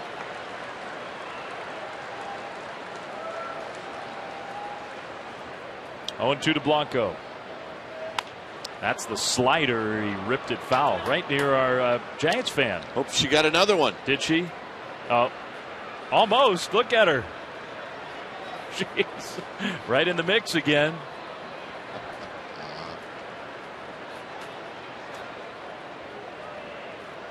We did have a Giants fan during the commercial break on Twitter say that foul ball that she got a few minutes ago, she gave it to a kid. Oh. So even more kudos to her. Absolutely. Ball and 2 strikes to Blanco. Blanco had one really great at bat. Really had 2 of them in last night's game. Drew a walk one time. The other time he struck out. You don't often say a strikeout's a good at bat. But it was his first at bat in the game. He 10, 11 pitches. Strike 3 called. Hernandez strikes out Blanco. 2 down. Blanco's not buying the backdoor breaking ball. No. Jim Reynolds says you better buy it. Well, let's check it out. It's not a strike.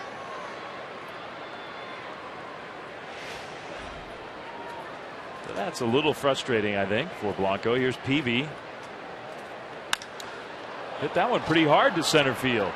A lot of room out there, though, for Pollock.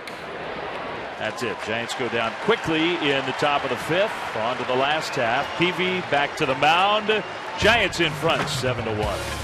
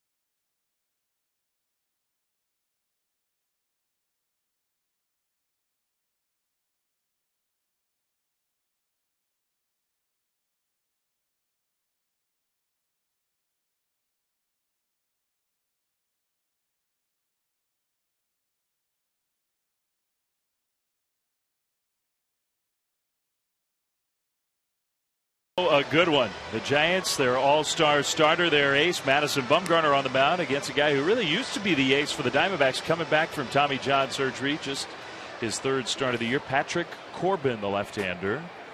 So that's a good matchup for the series finale. Giants hoping that they'll have a chance for the sweep. Coverage beginning at 12:30 tomorrow on CSN Bay Area.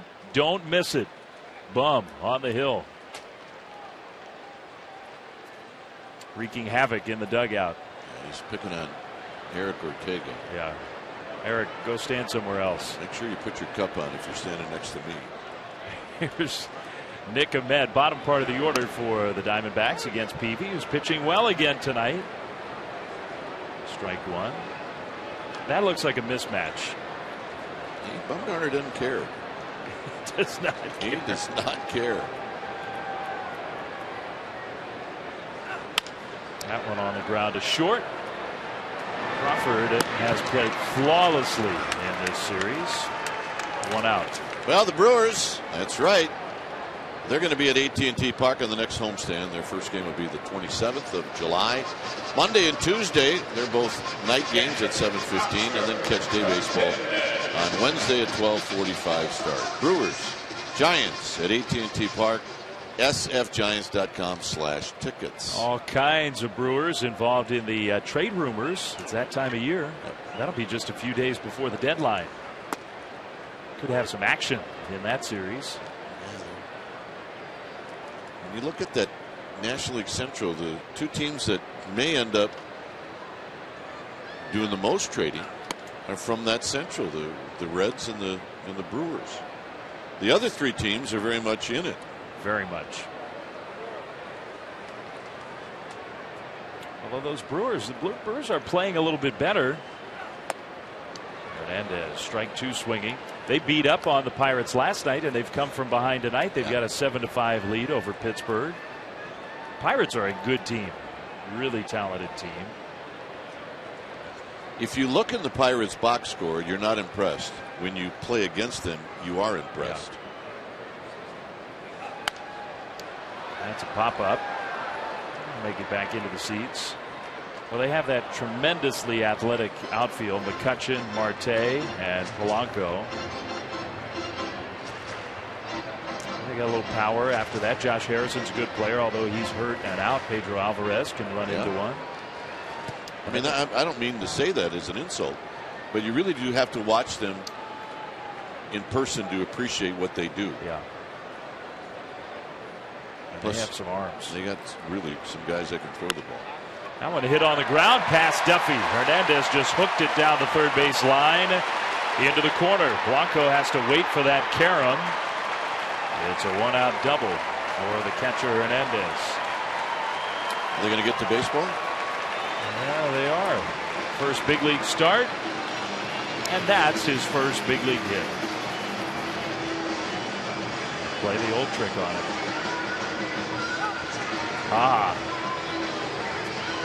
Well, it doesn't really work if the guy's not watching. Hernandez wasn't watching. And you kind of have to get the guy's attention, hold it up in the air, shake it, and then throw it in the seats. Hey, congratulations. Yeah. Great job. Whoop. See you later. Well, a good effort by Duffy, but just maybe tipped it, but a double. Pinch hitter here for the D-backs, Aaron Hill, the veteran infielder. Strike one. Okay, there's the authenticator. Gonna actually stamp that baseball. So they have one of those guys here too? Every park. Get the clipboard out. Log that one in. Now go into evidence file B. Hill, foul ball, strike two. I wonder if they have like an authenticator convention. Authenticon? Somewhere in Vegas, probably. Yeah. It's a rip-roaring time. I've heard those guys are a lot of fun. Man. You don't get a lot of sleep when you go to Authenticon.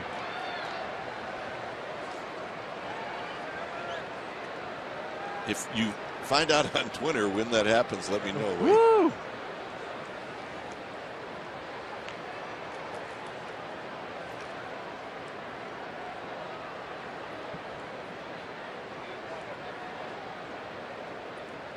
0-2. Inside for a ball. Well, our inside sources tell us that this year it's in November in New Orleans. You might have a football game right at the same time. Head down to LSU and swing on over to Authenticon. What a plan. That one on the ground. Duffy says, "Here, Crawford, you take it." And Crawford just barely got him. It was close. 2 down. Hill runs pretty well, especially sniffing out a hit. But the longer you play shortstop, the more you have this timing device in your head as to how long you can take and how much you have to put on the throw. And Crawford's figured it out. I used to play with a guy by the name of Frank Duffy, Stanford. Yeah. He'd throw out Boog Powell and Mickey Rivers by a half a step. He had the clock. He had the clock. Those guys are at the opposite end of the spectrum. Well, yeah, Boog was 6'5", down the line, and Mickey Rivers was 3'6", half a step, both of them. 2 outs, runner at second for Inciarte. PV gets the call on the outside. It is Josh Colmenter who is warming up in the bullpen for Arizona after they used Hill as a pinch hitter. So we're going to see the old axe thrower in the game.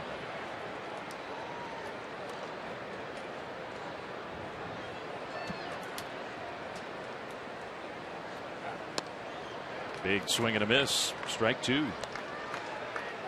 Yeah, Inciarte last year, he had a good year last year. He was a revelation and was a bright spot in a very much a down year for the Diamondbacks. This year with the injuries, not as many at bats. He's been good, but not so far not the same kind of impact.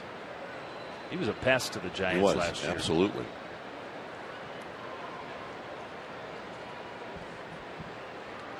(0-2) foul ball. You can hear PV start to grunt on some of these pitches. It is Star Wars night here at the park. So don't be spooked if you're standing in line for a hot dog and a stormtrooper's behind you. How do you eat a hot dog with that on? Seriously. You got to be getting it for somebody else. 37,609 the attendance tonight. So big crowd for Star Wars night. Huh. Giants fans come prepared. Give him oh, there we go. Wait a minute. Wait a minute. The shield comes up. Cotton candy. Come on.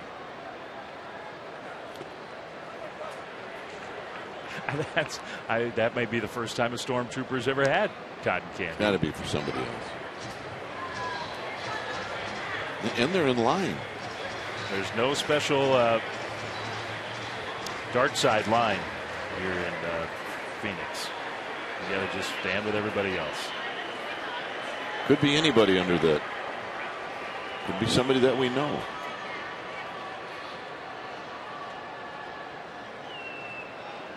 One, 2 outside.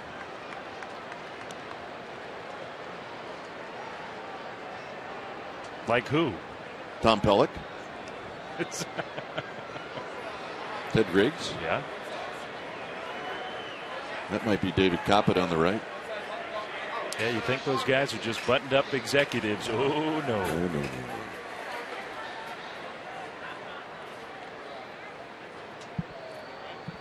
2-2. Ball 3. 70 pitches now. Some have 69, some have 70. Well, this is kind of what happened in that third inning where top of the order and PV got himself into a jam. He does not want to walk Inciarte. That's for sure.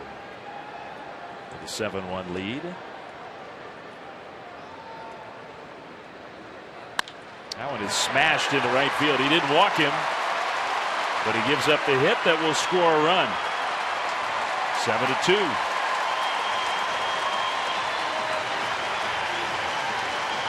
Well, yeah, what you want to avoid is just having the Diamondbacks think that they're going to get back into this one, and if they chip away, then they'll start to think like they can. And you don't want the guy on deck to come up, as he did, as you mentioned, in the third inning. There he is. Bryce Harper's having an amazing year. But right now, Goldschmidt and Harper, those are the two guys putting up the biggest numbers in the National League.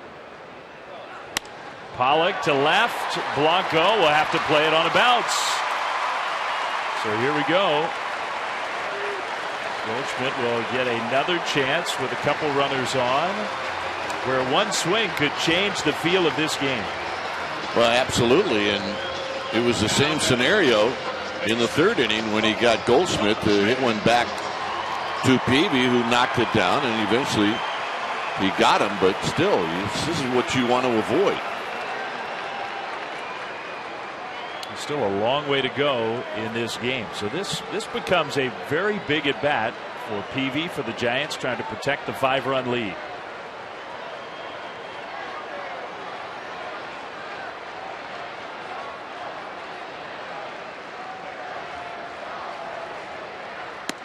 Strike one. Perfect pitch. That cutter, when it's right, that is such a weapon for him.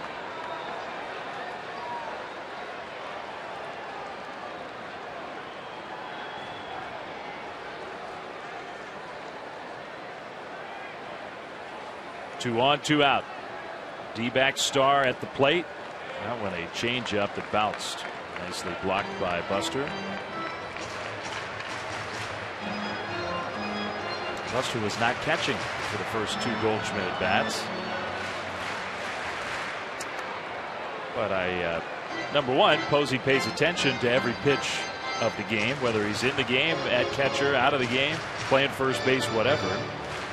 Second of all, he's got a more than a handle. He's got the best handle. The scouting report, the strengths, the weaknesses of all these Diamondbacks hitters.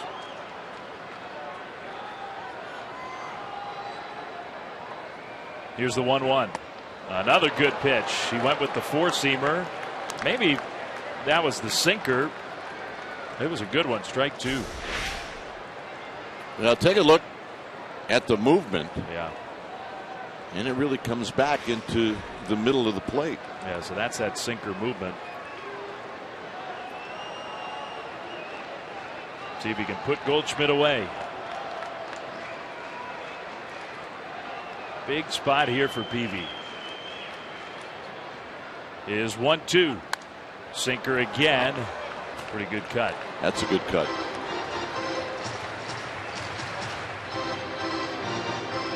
Well, what Peavy's got left, look, he's got 75 pitches. And you're in the fifth inning. And you've had to battle here in the fifth. You had to battle in the second. Same in the third. So whatever you got left, you got to get after it here. Empty it out.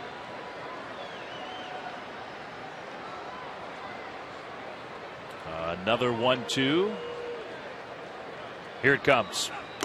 Good pitch. Strike three swinging. He used that sinker again. That was a beauty. Well, the strategy. That's the strategy tonight, and it's working. 7-2 Giants.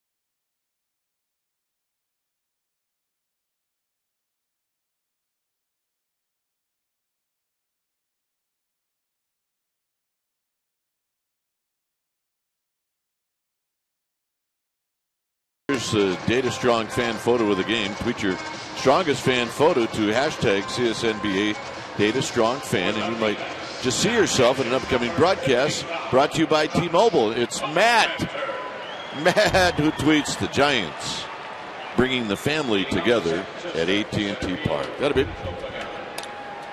Everybody looks happy. It's a happy place.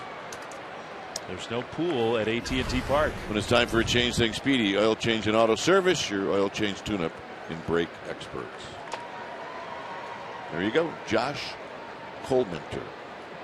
The axe thrower. The guy who's been really valuable for the Diamondbacks. I mean, you call him that because he literally grew up in northern Michigan throwing tomahawks against trees, and he says that's why he throws the way he does. Is nobody more over the top in big league baseball than he is. Just a totally different motion. He has not had as much success this year, though. He was their opening night starter against the Giants and Bumgarner right here in this park. The Giants hit him pretty well. Well, he saved him in a lot of games last year where they would go extra innings and he'd just go 4 or 5 innings. Here's a little flare, caught at second. He was to the D-backs for a while what Yusmeiro Petit was in postseason last year for the Giants. Very, very true. He's kind of going back and forth between long man and starter. Okay. All right, so hot dogs ordered. With this white outfit on, this guy's got no chance of not wearing some mustard and ketchup. I'm serious. And that is a bad foul. If you're here on Star Wars night and you get mustard on the gear, come on. Well, yeah. Uh-huh. You know what he's saying? I got a rented costume. I can bring it back any way I want.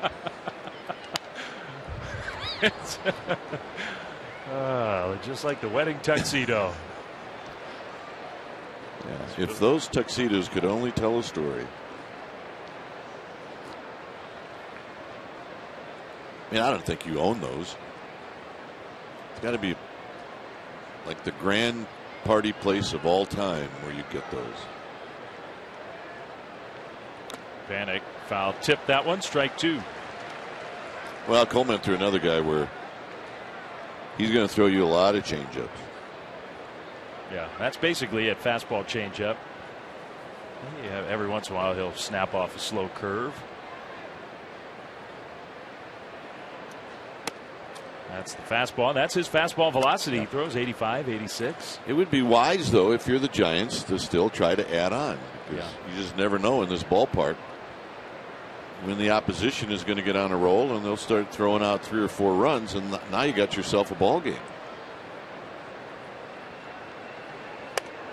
Plus, we've seen Peavy's game plan tonight. It is roll along, no problem, no problem. Then when Goldschmidt is getting ready to come up, let all the base runners then and face Goldschmidt with everybody on base, get him and get through the trouble.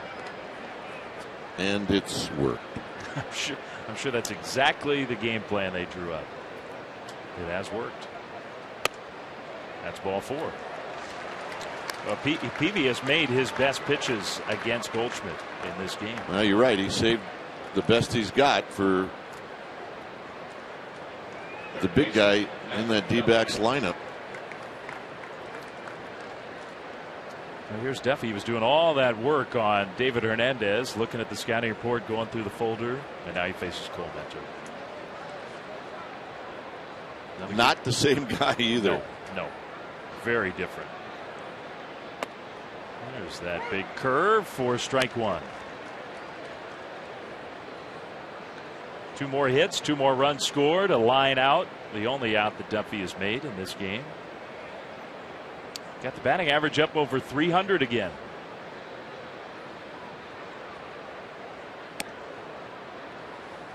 I hope everybody hasn't just already kind of taken it for granted. Matt Duffy is hitting 3rd for what is arguably the best offense in the National League. Giants lead the league in batting average, in hits, in a lot of offensive categories. So is your point, don't be handing out that Rookie of the Year just yet? Yeah. All right. I'm with you on that. Let's let it play out. See what happens these last couple months. Plus, it's hard to deny 41 RBIs. 301 batting average, 340 on base average. His slugging is almost at 470. That's a middle of the order kind of numbers.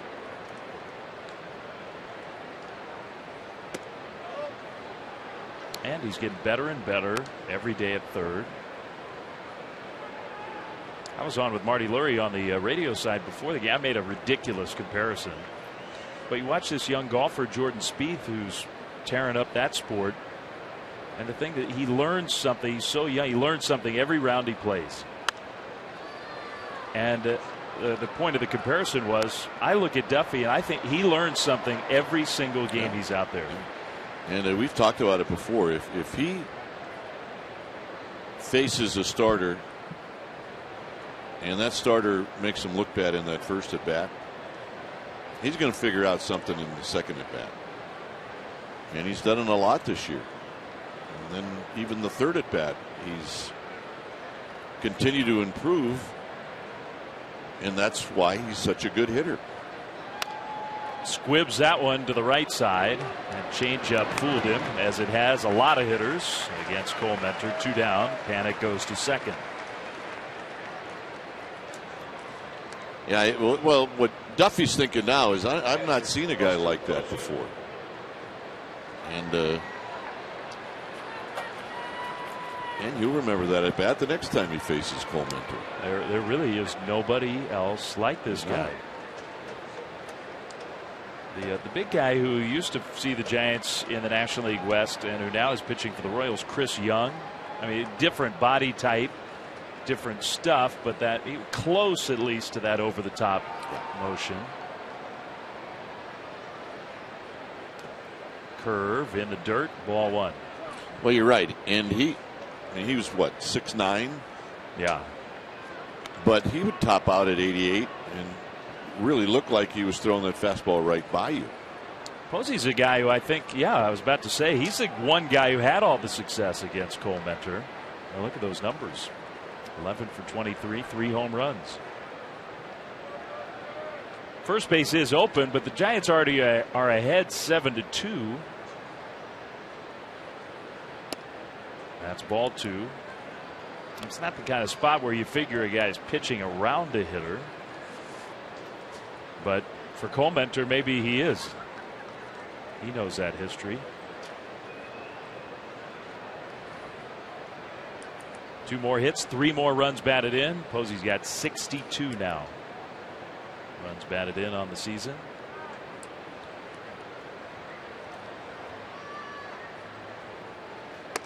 Very high. Well, Cole Mentor knows the numbers that you just talked about against Buster Posey. Against Hunter Pence, 4 for 24 with 8 strikeouts. So it may be that Buster Posey's not going to see a strike in this at bat. That was a very high strike. I think Posey thought that could have been ball 4. Yeah, look, if you're Buster Posey, you're happy it's called a strike. Yeah, you get another pitch. Absolutely.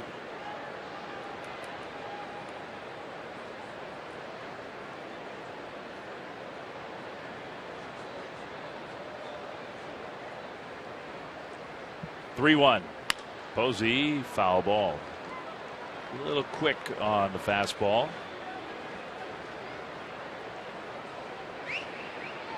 All right, give it to a kid. Let's see.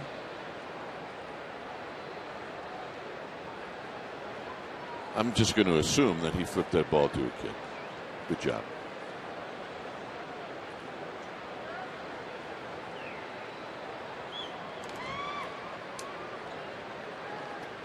Three and 2. Panic at second. Cole Mentor taking a while to get the pitch he wants. Here it is. High fastball, ball 4. So here comes Hunter Pence, who had the big swing of the bat in last night's come from behind win. The Giants were down. Pence came up, and it was impressive. Just to the right of the pool, tied the game at 5. Well, impressive because of where the pitch was. It's not a pitch anybody thought Pence was going to hit the ball out, and he did. 4 home runs, 23 batted in. He's played 25 games. He changes this Giants team when he's in there. Took a pretty good cut at that fastball. There you go. That's the home run. And then look at the 4 home runs. You pitch him up, away, in. He's got power no matter where you throw the ball.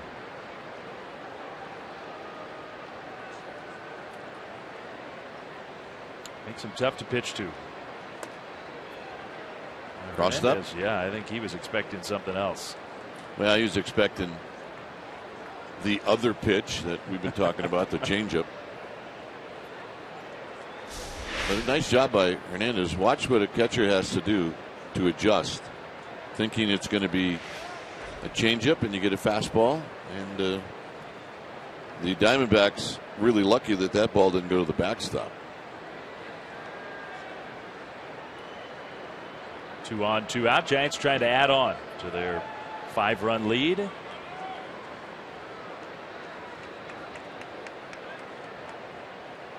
Another pretty good swing by Pence. Strike 2. For a guy who does not have good numbers against this pitcher. Now, this is the spot where so often you see the changeup.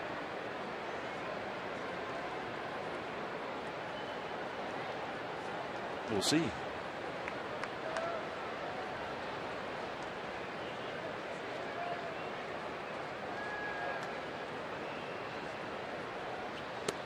He threw the fastball and it just missed. Well, Hunter Pence has seen just about everything Cole Minter's got.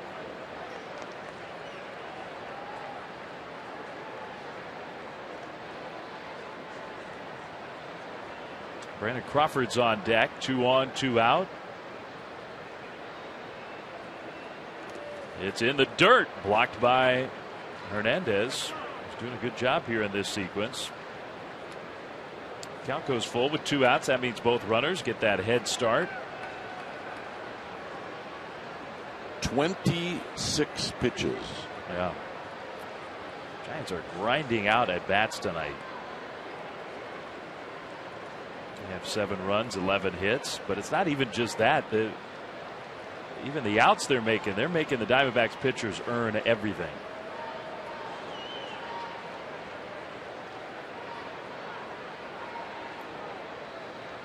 Three and 2. Panic and Posey take off. Pence rips one down the line. It is a foul ball. Man, he even looked off balance on that swing, and he crushed it. He was way out in front. He's tried to stay back. 78-mile-an-hour changeup down and in. And really, he did that with one cheek. Yeah, imagine 2 cheeks. There are very, very few, if any, stronger than this guy in the big leagues. There they go again. Another 3-2. Fastball, called a ball. Now that was close. Pence draws the walk. The Giants have drawn 3 walks here in the 6th and loaded the bases for a guy who likes to hit with the bases loaded. Brandon Crawford, Chip Hale, wondering where that pitch was. Well, where was it? Well, it was inside. Yeah. That's what it was. Yeah. Well, great opportunity, and that's a good at bat by Pence. Draws his 2nd walk. Crawford, who has knocked in 2 of the Giants' 7 with a base hit, 1 for 3. That changeup fooled him. There's Panic. He drew the 1-out walk. Posey walked. He's at second, and Pence loaded him up with another walk. Crawford's first big league game. Remember that in Milwaukee? Yep. Grand slam. 2011 Grand Slam. 2 games after Buster Posey got crushed at home plate. Giants needed a big time pickup, and it was. It was that. That's a fastball hit toward the middle. I think it ricocheted off Colmenter, and Owings throws out Crawford. That's a bad break for the Giants. Load them up, but do not score. Middle of the 6th, 7-2 Giants lead.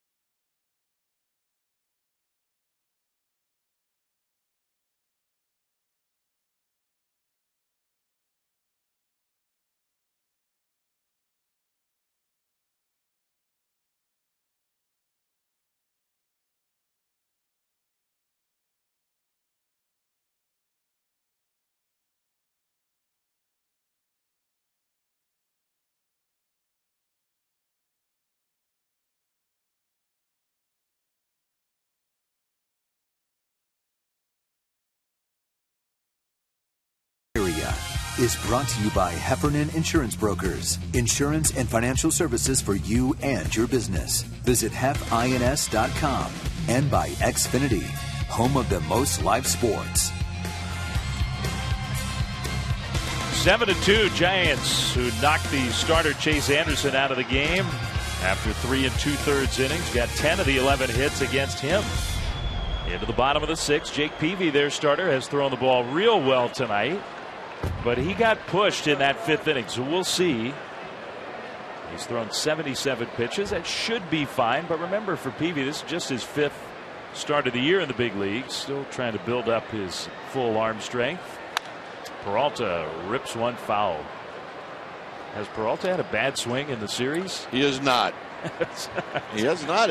Look, Belt took a hit away from him in the 4th. He had a smash down the first base line.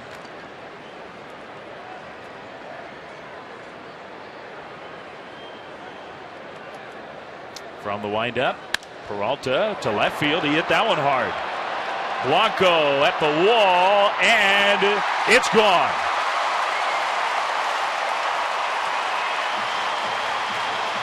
Giants lead down to 4. Opposite field home run. 9th of the year for David Peralta.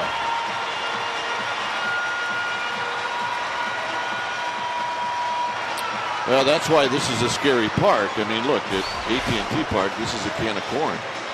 But in this park, if you get something behind it, it's going to go. It's not a bad pitch.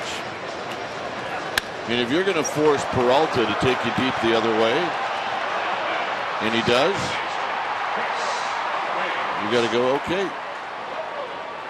I'm not even sure that was in the strike zone. It was close. If it was in the zone, it was on the corner away.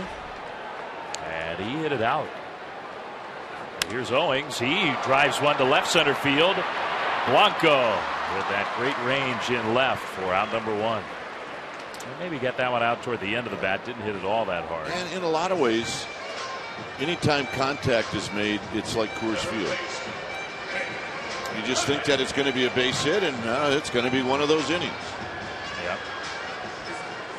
Giants are getting Hunter Strickland going in the bullpen. And that's another thing about this park where managers are aggressive with the bullpen because of that factor. Yep. Lamb takes a strike. This is the second highest altitude park in the big leagues behind Coors. We're almost 2,000 feet above sea level here. Plus, it's the desert. It's hot. The ball carries.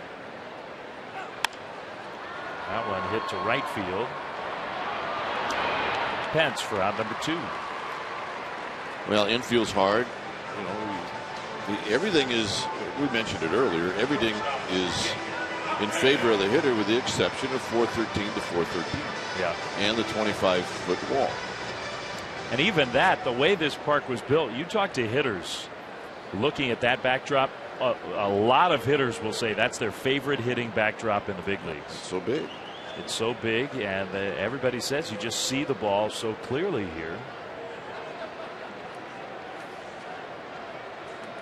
2 down for Nick Ahmed. 0 for 2 in this game against Peavy. Strike 1. Diamondbacks defense is a very good defense, and this guy is a big reason why.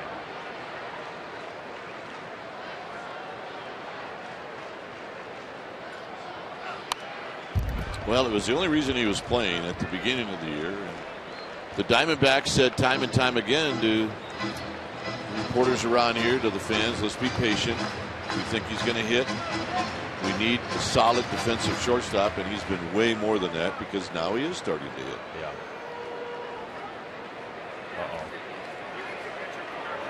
Using the force on you, Kite. Yeah. Can you breathe? Strike 3 called. Now I can. Okay, good. Release the hold. Here comes John Miller back to the TV side. Solo home run. Giants still up by 4.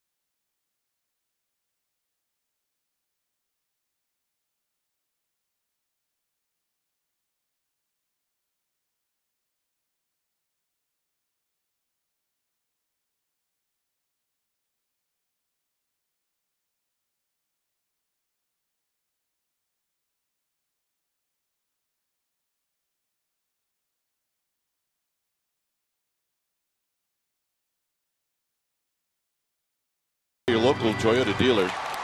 It was a start for Jake Peavy. He's still in the game. Chase Anderson got chased. He only went 3 2/3. Buster Posey's got 3 RBIs in this game, and David Peralta has hit the ball hard every time up.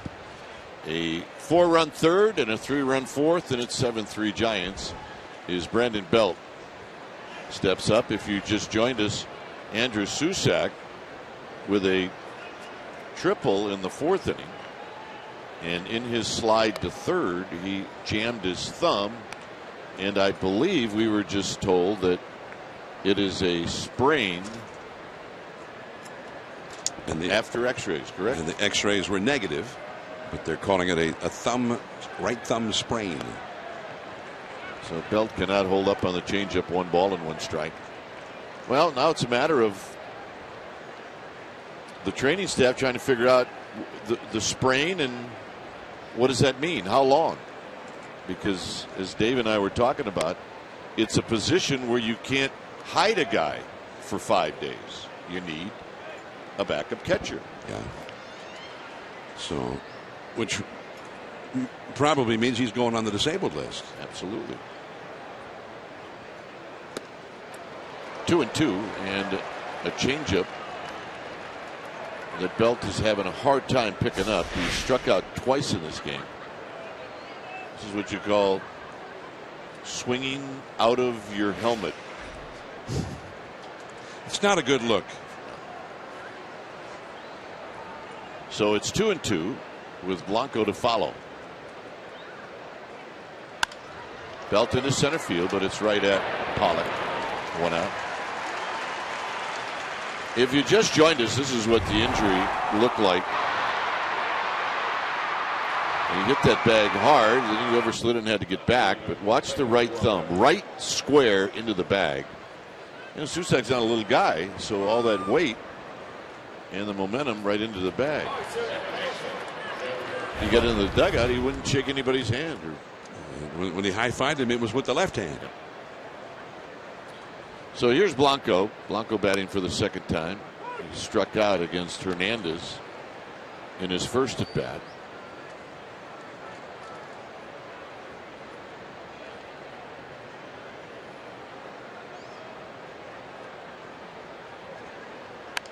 Look out.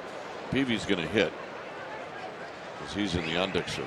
Well, you know, it's sort of a recent phenomenon in baseball that guys use that head first slide all the time. Ricky Henderson was a guy. Maybe it's the Ricky Henderson effect. Could be. Pete Rose, a Hall of Famer, and both of those guys would slide head first all the time. But I don't remember those guys getting hurt. But a lot of guys do get hurt, and you know, and I don't know exactly what he gains by it, but I think most guys, that's their preferred way to slide down. I remember Cappy Campaneris years ago. He was an excellent base stealer with Oakland. Even on a pickoff throw to first base, he would slide back in feet first. I remember that. Blanco out swinging. Watch every out-of-market game live or on demand in True HD on over 400 mobile and connected devices with MLB.TV Premium. Every night on every device. Blackout and other restrictions apply. Visit MLB.TV for details. But the point for Campy and for a lot of guys, I think, not so much now, but in the past, was, hey, my hands are my game. If I injure my hand, how am I going to play? How am I going to do my job? And then there are some guys that value their ankles, and they would rather go in hands and arms first. I tell you, we used to spend a number of different sessions in spring training on sliding feet first. They'd break out the sliding pants. Not the most attractive things you'd ever see. Well, you know, we see almost every home game Willie McCovey, the great Hall of Famer, home run hitter, big guy. He was a great slider and a feet first slider. Phoebe on the ground. Ahmed will throw him out. We'll talk more about Stretch when we come back here at 7-3 Giants.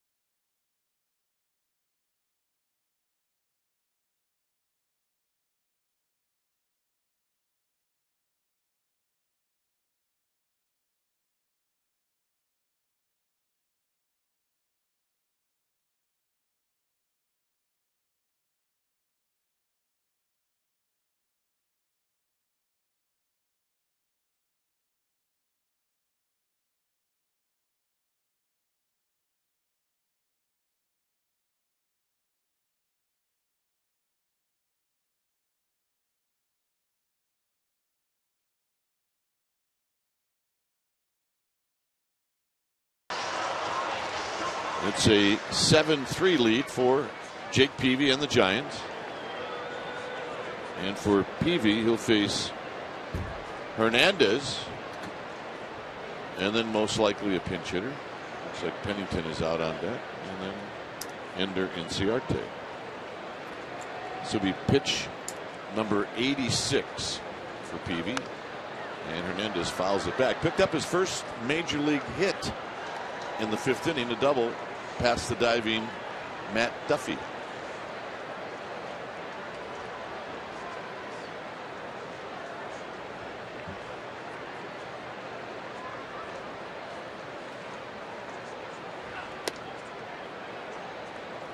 No swing, 1 ball and 1 strike. We were talking about Willie McCovey and how what an outstanding slider he was. Willie Mays was also a guy who was a great slider, and although for me it almost goes without saying, Willie Mays, there wasn't anything about the game he didn't do well. But McCovey, he's a great big guy, one of those big home run hitters that terrorize pitchers and infielders because he just hit the ball so hard. But I remember being at Candlestick, seeing him with a fadeaway feet first slide into home plate on a close play, which you never see now. I mean, now the fadeaway slide is head first, and you reach back with your left hand, and it can be very effective.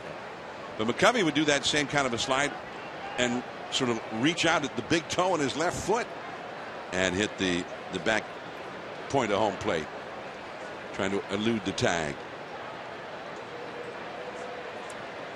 2-2 to Oscar Hernandez.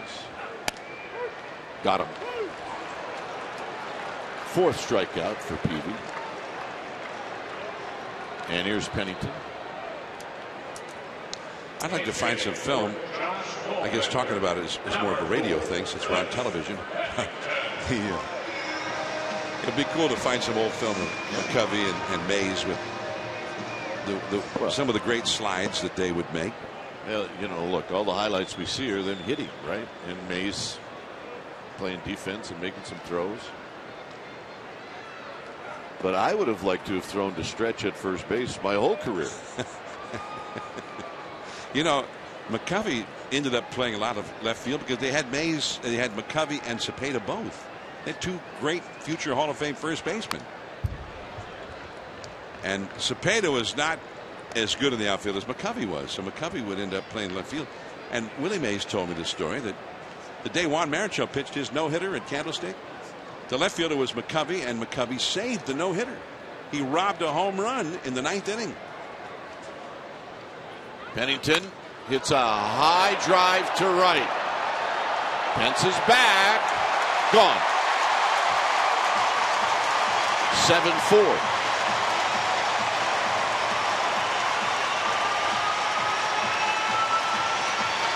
And Bruce Bochy's coming out.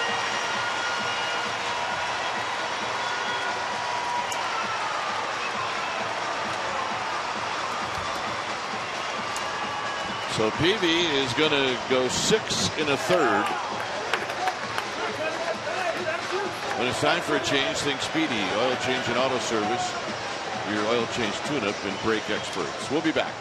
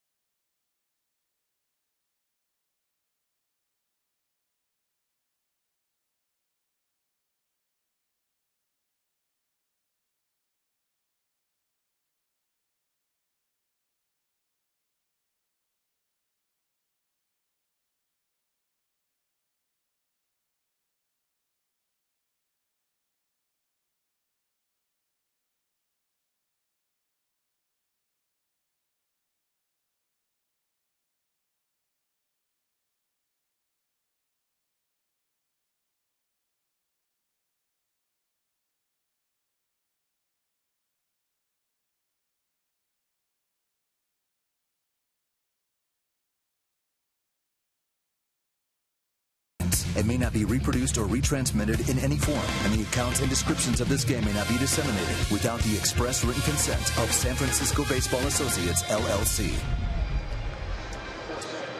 The home run by Pennington makes it 7-4. So Hunter Strickland is the new pitcher. And you see the numbers for Strickland. This should be appearance number 22 on the season. He worked in last night's game, only had to throw 5 pitches, and they were huge. The D-backs were poised to go right back ahead in the last of the 7th inning last night, just after the Giants had tied the score in the first half of the inning. With runners at second and third, he struck out Wellington Castillo to end the inning. And this on the first pitch to Inciarte is bounced to Belt.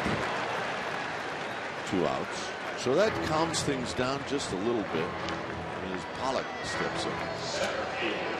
It's too bad for Jake because he was pitching a really nice game, and he ended up having a really stressful 5th inning where, I don't know, maybe his sharpness wasn't quite the same as it was earlier, and they all gave him really determined at bats. He ended up throwing 24 pitches in the inning, and he had a quick 6th inning, but he gave up a leadoff homer to Peralta, which was really a Chase Field kind of a homer.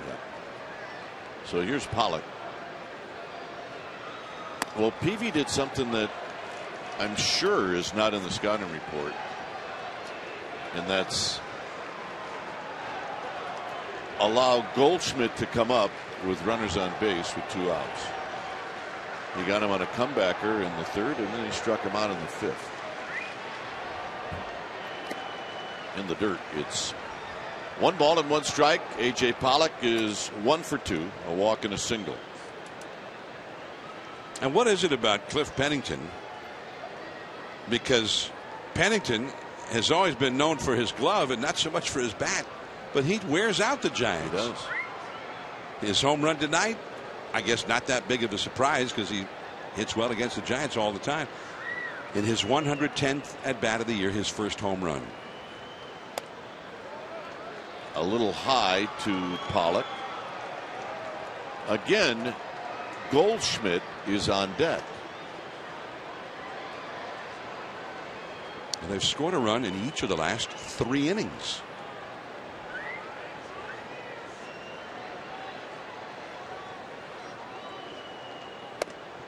Three and 1. So the 7-1 lead has become 7-4. But you don't want to walk Pollock with Goldschmidt coming up. Everybody knows that. And it's happened twice, allowing Goldschmidt to come up, and it hasn't hurt the Giants. But you're right, you just don't want to keep doing it. It's 3 and 2.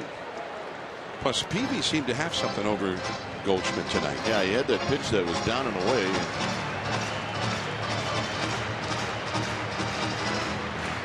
But he is such a force. If you can have him lead off an inning, that's what you'd like.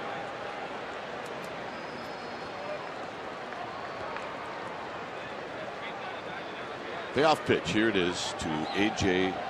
Pollock. Maybe been ball 4 on the foul ball. It remains 3 and 2. 11 hits for the Giants, 8 for the Diamondbacks.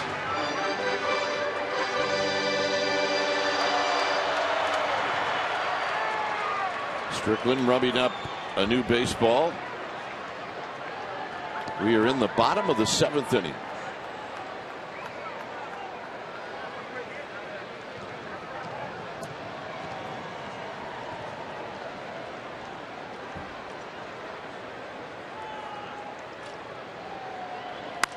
Out of play again. So Strickland has come in twice with a count 3 and 2. Pollock keeps staying alive. He got the first hitter, Inciarte, on 1 pitch. And this will be pitch number 7 coming up to A.J. Pollock.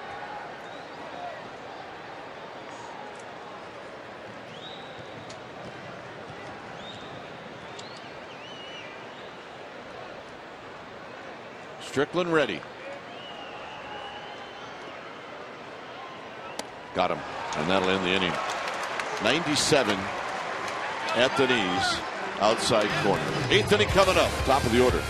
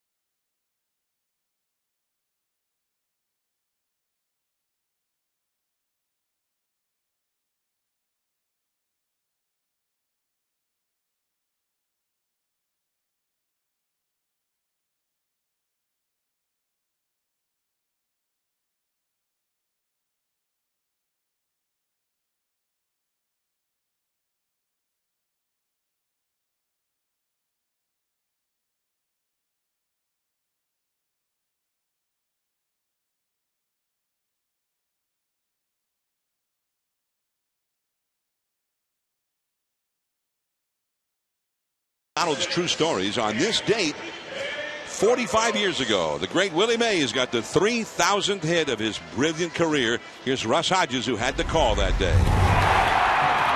0-2, Wegener delivers. Mays hits it into left field. There goes number 3,000. Willie Mays gets his 3,000 base hit. Russ Hodges, who is in the Baseball Hall of Fame himself, on the call.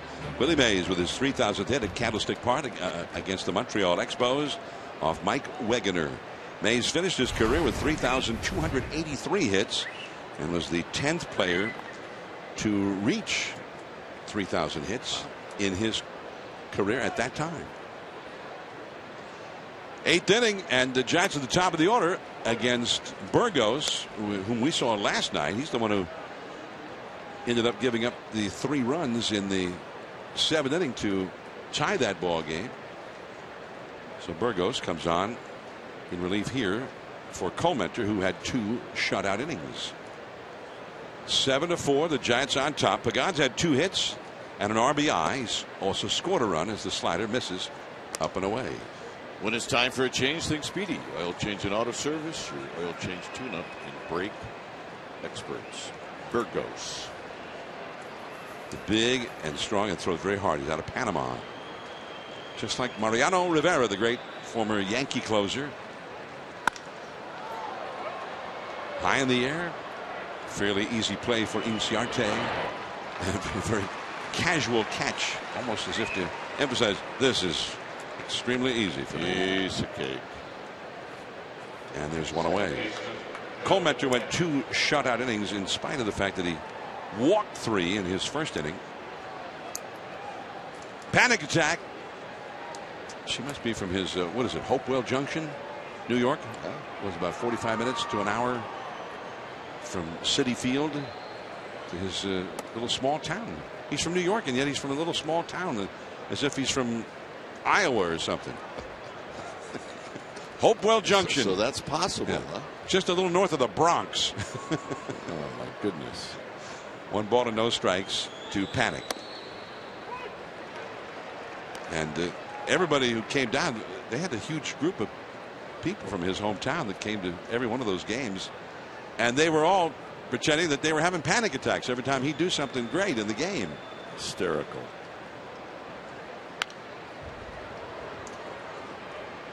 One ball, 2 strikes. Panic has singled, struck out, been hit by a pitch and scored a run and walked. So he's been on base 3 out of 4 times tonight. Joe Panik, who has a .378 on base percentage. Matt Duffy on deck. And that hard slider drops downward. 2-2. The Giants, who once led 7-1, and now the D-backs have closed the gap.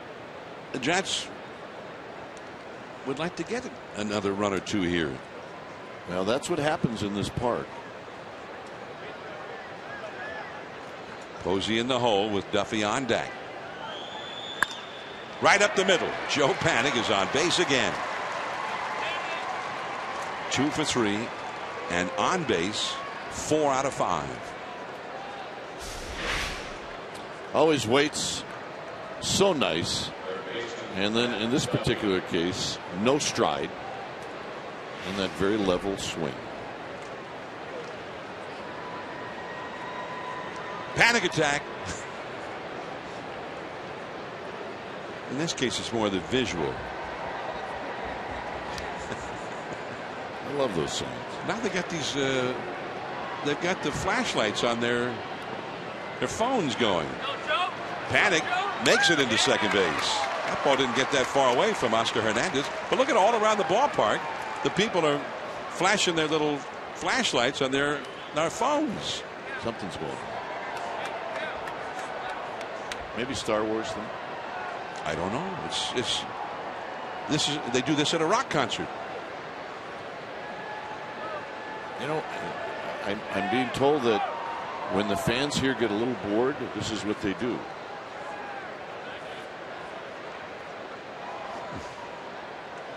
Now, I went to a rock concert once, about a year and a half ago. It was my first rock concert in about 40 years.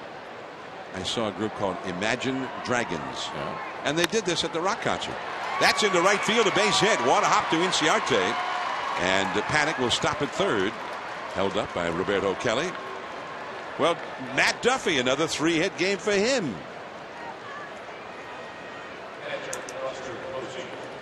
This is how Buster Posey's going to knock in 120 runs this year.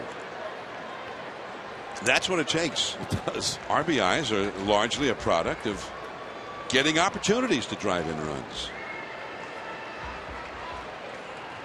You get a runner at third, less than 2 out. You can hit a fly ball and get an RBI. You can hit a slow roller on the infield and get an RBI. Buster tonight has already knocked in 3 with 2 singles. He's knocked in 4 in the 2 games of the series. In the dirt. Hunter Pence is on deck. Buster, in fact, knocked in a run against Burgos last night with a sacrifice fly. And you know how that was set up? Panic singled, and Duffy singled him to third. And then Buster hit the fly ball to get him home. That's how you do it.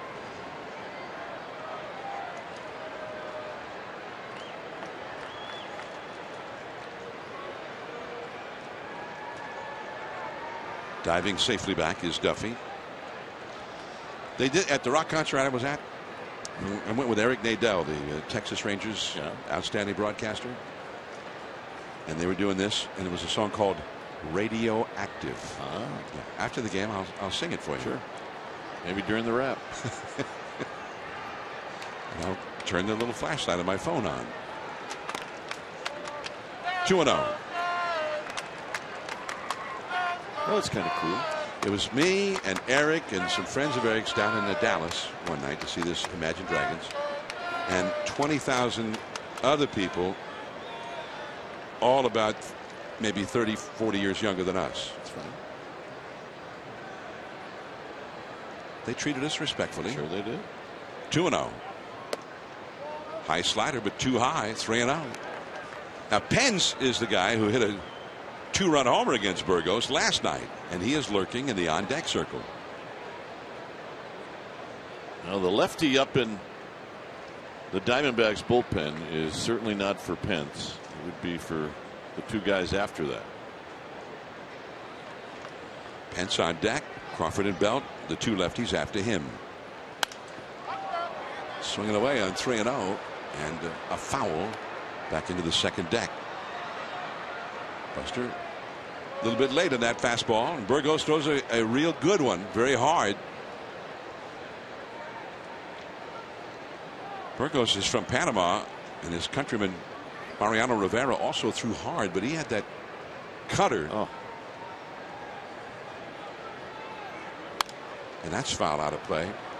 I remember hearing some guys talk about their all-star experiences in the past, and some pitchers talking about going into the bullpen and watching Mariano Rivera warm up in the bullpen and standing behind the catcher and seeing how much that cutter actually did break. They said that on television, the center field camera, it shorted him. It broke a lot more than you could tell on TV. Burgos doesn't have that kind of break on his fastball. There goes the runner from first. It's a base hit from Buster Posey. Panic will score, and Duffy, running with the pitch, easily goes to third, and that's the 4th RBI of the game for Buster Posey. 8-4 Giants. And he threw Buster Posey a 3-2 breaking ball. He's got that very hard slider. And here's what you're talking about, Kite. And see the location. I mean, it's a hanger.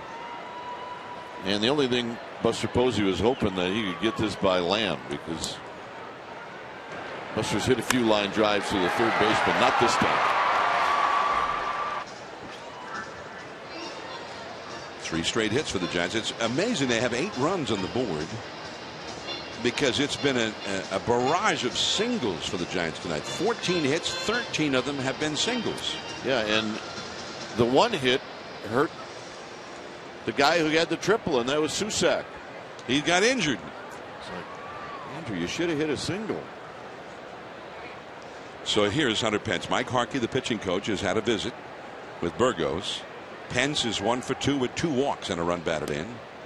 And that slider, that's called ball 1. A little bit low, apparently. Pence's whole body was backing out of there. He was not digging that pitch coming at him, but it turned out to be a pretty good pitch by Burgos. Real close to the lower end of the strike zone. Called a ball. Well, this time Pence hangs in there and doesn't get it. That ball ended up even lower, bouncing in the dirt.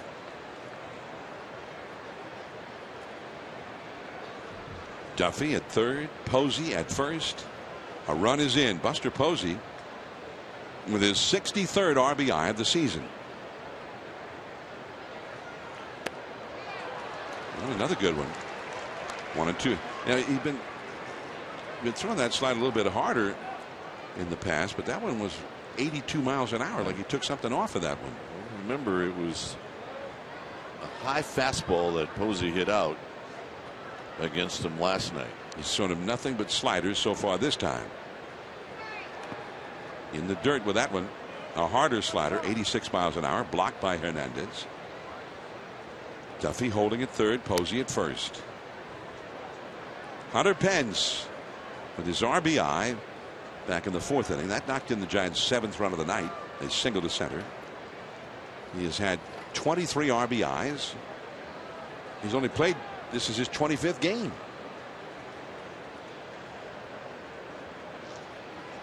Fastball low. After all those sliders, one after the other, 96 mile an hour heat. A little bit low. Full count.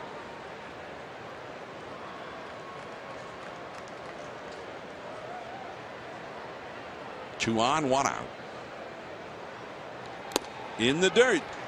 Another fastball, and he has walked Hunter Pence. It's the 3rd walk for Pence in this game. And remember, that came after it was 0-2. And that's going to be it for Burgos. The Giants threatening to break it open here.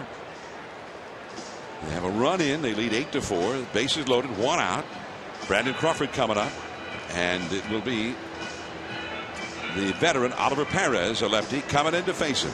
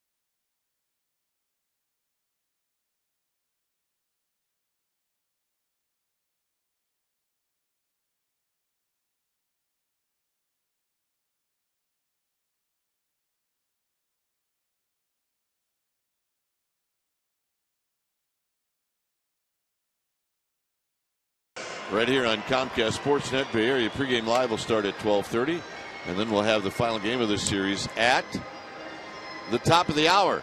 So join us, and it will be the final game of this series and the Giants. This is the home of the authentic Giants fan on CSN.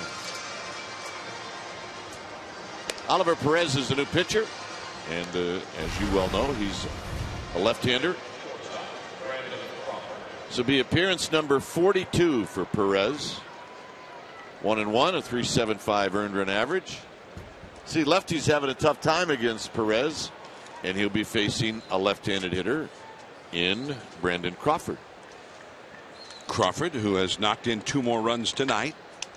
That was with a 2-run single to cap the 4-run third-inning rally for the Giants.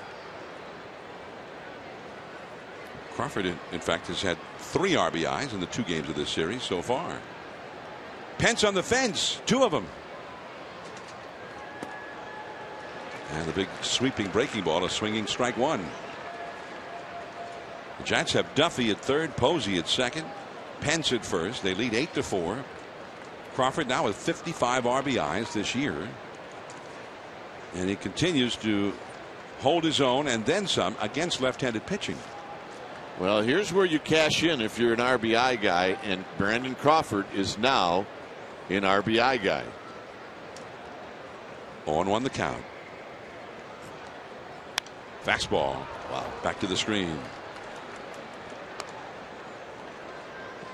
Well, he's had the ultimate with the bases loaded 4 different times in his career, including in his very first major league game back in 2011 in Milwaukee. So the only year he didn't was 2013. He has one this year. That was at Cincinnati against Mike Leake. He's behind in the count, 0-2 here to Perez. And a check swing. Did he go? An appeal? No, says Mike Estabrook, the third base umpire. He gave him a lot of head and shoulders and spins and whatnot on that pitch. Did Oliver Perez. Add on. That's what you got to do here. Duffy, Posey, and Pence from third back to first, the base runners. Middle infield, double play depth. And the breaking ball. He did not give him all of that added extra motion that time. Just a very quick kick and delivery. Quick pitch.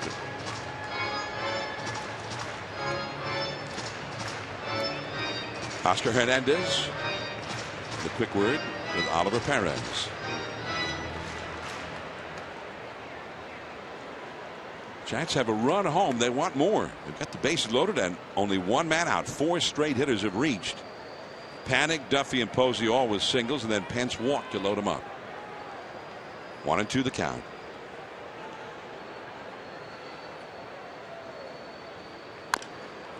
Up the first base line and just foul. Pretty good battle right now between these two. Crawford into the game hitting .314 against left-handed pitching, and he hit around 300 last year against lefties. Yep. So he hangs in there very well against the lefties.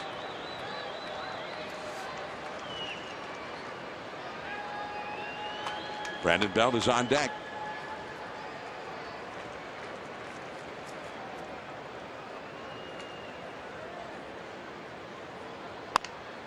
Right back to Perez. There's home for 1. Back to first. Double play, and the inning is over. The 1-2-3 inning-ending double play. Goldschmidt coming up. 8-4 Giants.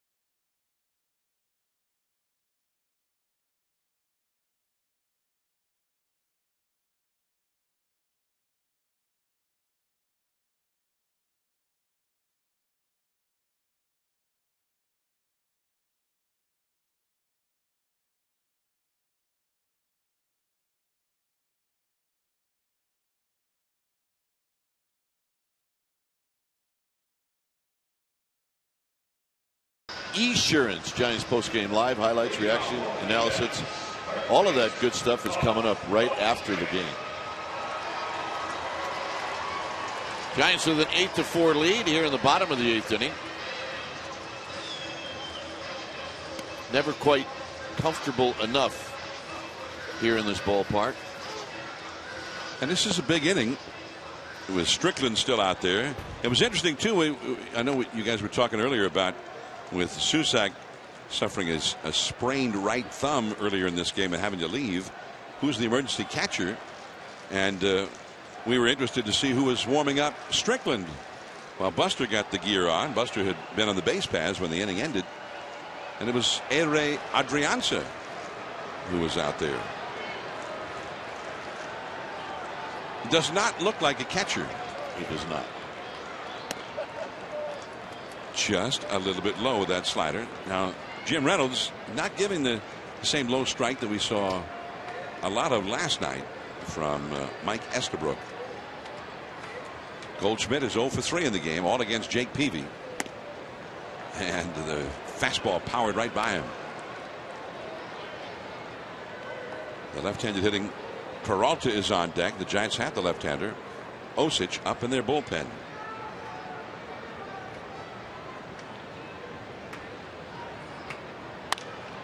And the fastball into the upper deck. First base side. 1-2. Now this is what John's talking about. Looked like they asked the bat boy to go out. Hey, can you warm up Strickland? Now the one thing about Adrianza is he's a middle infielder. He's got great hands. Don't ask me what that means if you get back there when the game actually counts. But he does have good hands. Well, that's helpful for a catcher. And fouled back by Goldschmidt. 1-2 the count. The only time I remember, John, in all the years I've broadcasted, was the interleague game against the A's when Pedro Feliz ended up having to catch. There was something that happened with Benji Molina. He had to leave about the 5th inning, and then the Giants backup catcher ended up getting hurt. Some play at the plate.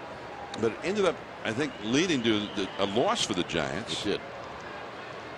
Feliz was having a hard time blocking balls. The low slider. And that's all for Goldschmidt. Strickland blows him away, and Goldschmidt is 0 for 4. Threw the ball right by him, and that's hard to do with this guy.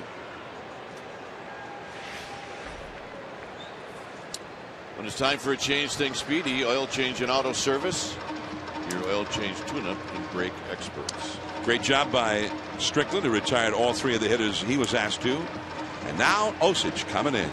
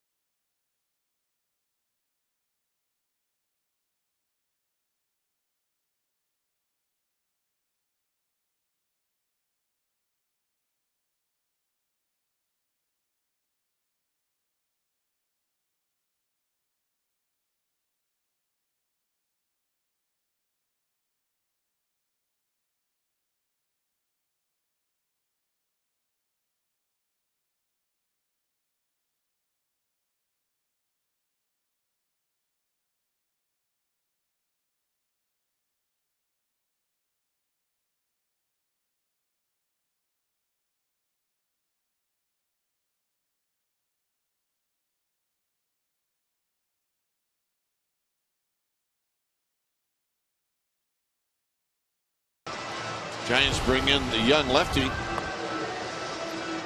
Josh Osich, who's been terrific. And a lot of hit since he's been in the big leagues. You see his numbers overall. couple of walks, 5 strikeouts, and 5 2/3. And it'll be the guy that's had the best at bats in this series in the first 2 games. And that's David Peralta. He's been terrific, so it'll be a good matchup for Osich. Osich has been in 7 previous games in the big leagues, 5 2/3 innings total. He's allowed 2 base runners in that time on 2 walks, 5 strikeouts, no runs, no hits, no anything other than those 2 walks. Throws hard, also throws just a devastating cutter. So Peralta, who has a triple and a homer tonight. He had 2 triples last night. And a fastball off the inside. That almost like a greeting card for Peralta, as if to say, maybe you haven't heard of me. I throw pretty hard.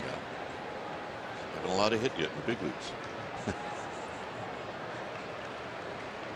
Maybe you should hang loose up there. And that cutter. And that was not close. 2-0. Well, if he walks Peralta, is going to tick off the manager. I assure you that. Sergio Romo, the right-hander, is warming up in the bullpen. We got the right-handed hitting Owings on deck, and then another lefty, Lamb, after that. There's Sergio.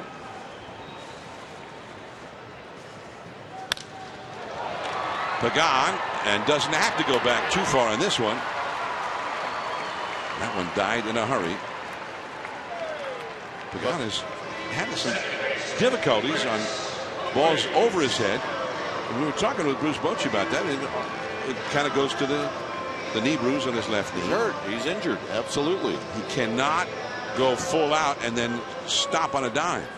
Yeah, an example would be as if he were trying to score and at the last second Roberto Kelly would hold him up. He'd have a hard time stopping. I think he'd just have to run through the stop sign. That would be. It's going to take him a while to stop. So when he gets close to that wall, he can't just stop just before he gets there. He's got to make that decision well ahead of time.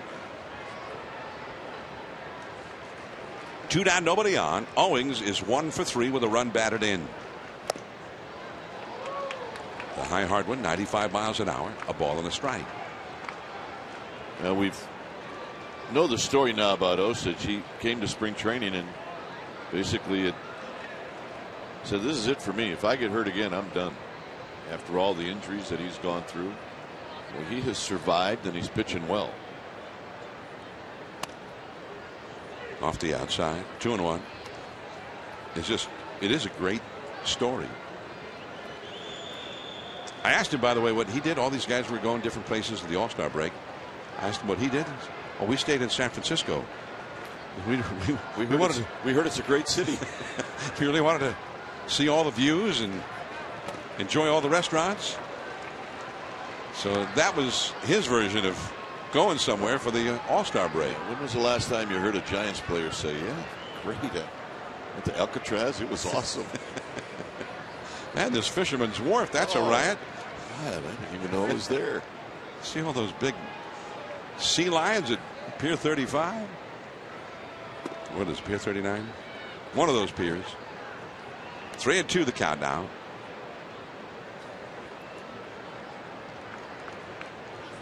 Anyway, he enjoyed it. Big left-hander out of Oregon State. Josh Osich. 2 down, nobody on. The Giants ahead 8-4 here in the 8th inning. 3-2. Too high. Wow.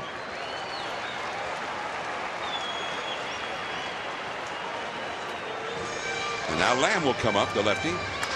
Lamb is the hitter that Osich came in to face with 2 men on in the 7th inning last night.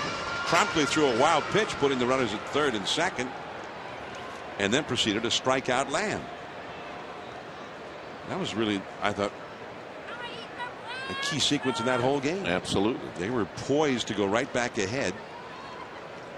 And Osich struck out Lamb, and then Strickland came in for the bullpen to strike out Castillo. End of threat. Down the left field line, foul. So now Lamb has seen Osich. Gets a second shot against him. Lamb tonight is flied out to left center, grounded out to second, and flied out to right center. 0 for 3. Dodgers split their 2 games today. The continuation of the suspended game from last night. They lost. Won the regularly scheduled game. That's up the middle, a base hit. So there's the first hit allowed by Osich in the big leagues. And Owings around to third. And it's not so much the hit, it's the walk that really kind of bugged you. With the Giants well ahead. And so with the right-handed hitting Ahmed coming up, Bruce Bochy will walk that well-worn path once again to the mound. And Romo will be brought into this game. 2 on, 2 out. Giants ahead by 4 in the 8th inning.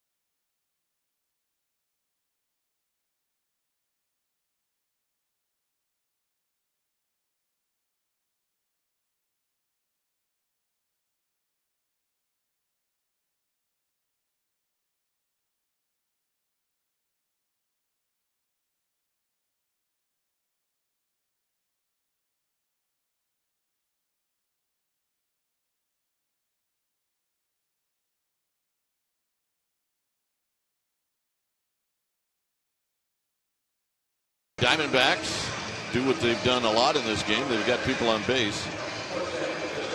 And it'll be Sergio Romo coming in. So Romo comes into his 39th game. Pitched well in the game last night. And he'll be going after Nick Ahmed, who is 0 for 3 in this game.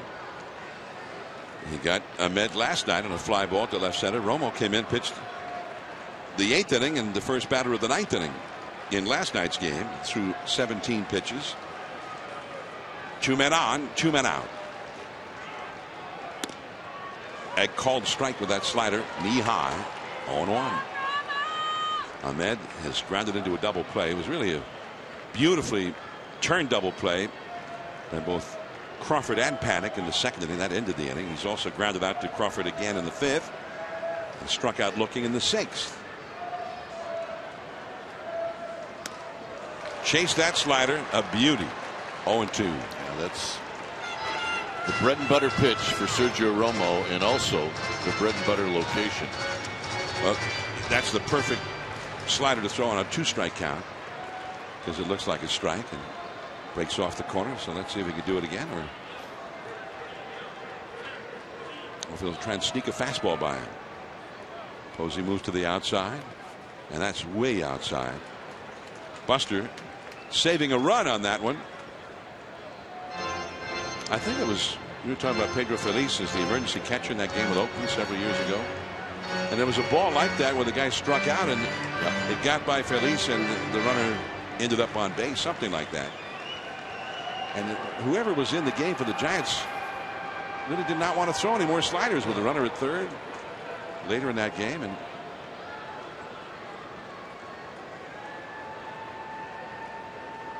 one and 2 the count. 2-2. Again, well off the outside. And we're just talking about that since Susac got hurt earlier in the game and is out of the game. And it could be that Adrianza would be the emergency catcher tonight. Casey McGee who's back with the Marlins now. He was the emergency Right. catcher when he was a Giant earlier this year.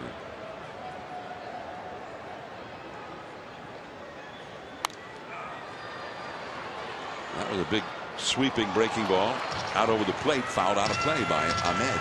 It looked like Romo wanted to get a little bit more piece of the plate. Ahmed's got a pretty good clue as to what he's going to get. I'm sure the inside half of the plate is open with a fastball.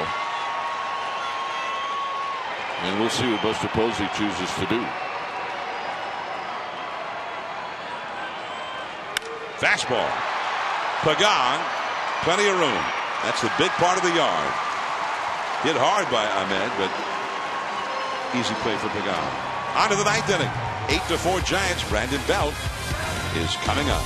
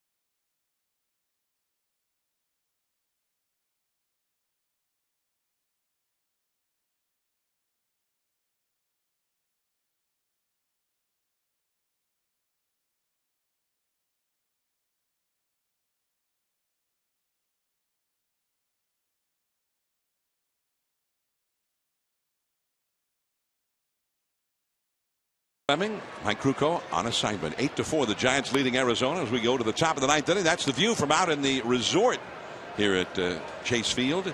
Giants with the 4-run advantage as we head to the ninth. Brandon Belt will lead off against Oliver Perez. And once again with the play-by-play, Dwayne Kuiper. All right, John, and it'll be Belt, Blanco, and then Sergio Romo, maybe. Right now, nobody throwing in the Giants bullpen. And you hear the Giants fans with the "Let's Go Giants" cheer going. So here's Belt. Belt with a half swing and a foul back. Belt's having a rough day. He's 0 for 4, 2 strikeouts and 2 fly balls.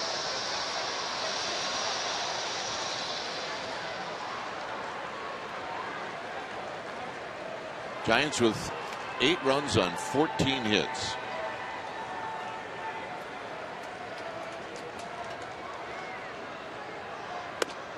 High fastball, 1 ball and 1 strike. Bumgarner tomorrow. And then the Giants on to San Diego for 3. Padres won tonight. Beat the Rockies 5-4 at Petco. You know who that guy cheers for? Out of play. I mean, sometimes you just have a feel. The guy with that big Giants sign on his lap. Sometimes you have a feel of who people are cheering for. And this guy's giving us big hints. Some people say, "Let's go Giants," and some guys just come to the park like he does. I mean, he's been holding that for 3 hours and 30 minutes. Oh, got him. And that adds to the rough day. And that was the big full Monty of all the gyrations out there, swiveling around, turning his back on the plate. And then he threw the breaking ball, and a nasty one at that. Here's the pitch John's talking about. This is one of those look out, and then it's a strike. So here's Blanco. Blanco came into the game, had an at bat in the 5th, struck out. Had an at bat in the 7th, struck out. So he is totally trying to change his deal here in the 9th. And he got a good swing, and he fouls it straight back.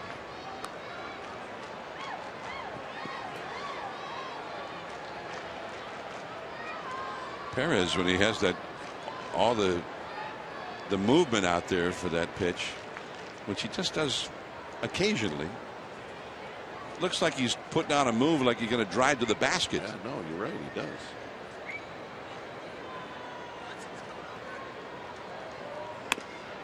And a strike to Blanco, and it's 0-2.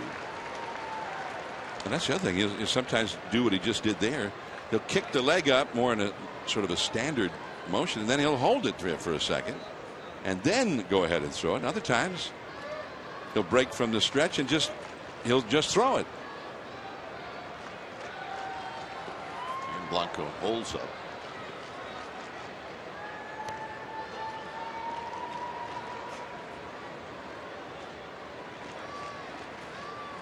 So the Giants with a 4-run lead here in the 9th. Long game last night. Last night's game was over 5 hours, but at the end of 9, it was a 4-hour game. This one is going to hit close to the 4-hour mark. Hit on the ground. Nice play. Owings. He's going to get up and throw out Blanco. 2 outs. And that'll bring up Sergio Romo. Sergio has had 1 at bat this year, and if memory serves, I think his strategy was not to swing at all. That, or he was given orders to do so. Well, that was probably more likely.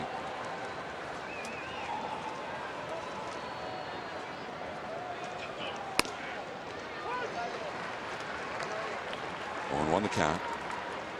Romo has had 5 at bats in his entire major league career and has struck out in 4 of them. Well, they've always said he's a very consistent big leaguer. Working the corners on him, being very careful. 1 ball and 1 strike. Angel Pagan is on deck should Romo reach.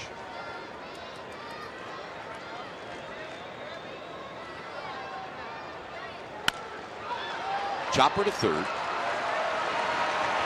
Side retired. Giants will head to the bottom of the 9th, 8-4.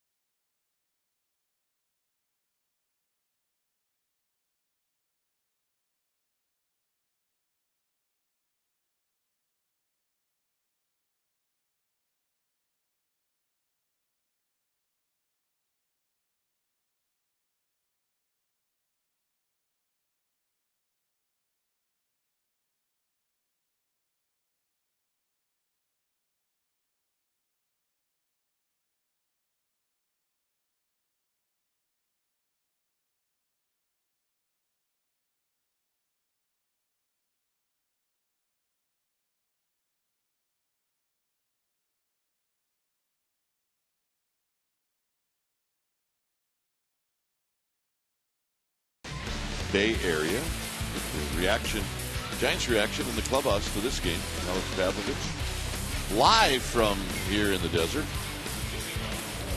And Warriors Summer League highlights. That's right, Warriors in their Summer League. Giants with an 8-4 lead.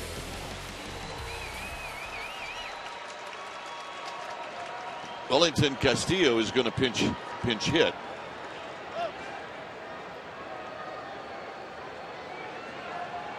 Castillo caught every pitch in the game last night. Around 234 pitches thrown by Arizona pitchers. So here's Castillo, who takes the ball. Tomas is out on deck with the pitcher due up next. See the numbers overall for Castillo.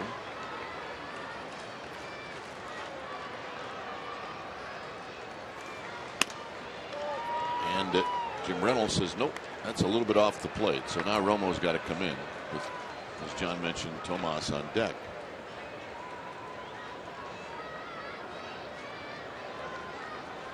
Santiago Casilla is up in the bullpen. He'll be ready if needed. Swing. Ain't gonna miss. 2 balls and 1 strike. Fastball.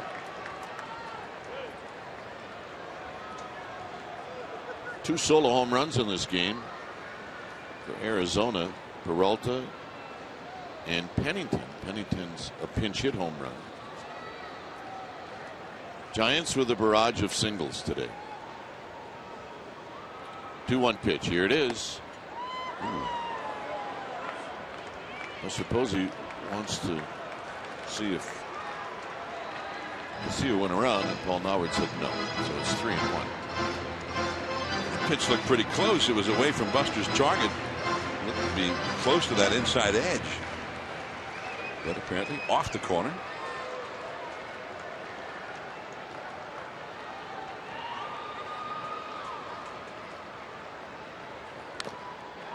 So on the 3-1 pitch, Castillo fouls it to the backstop. It's 3-2. Romo, a little extra on the fastball at 88.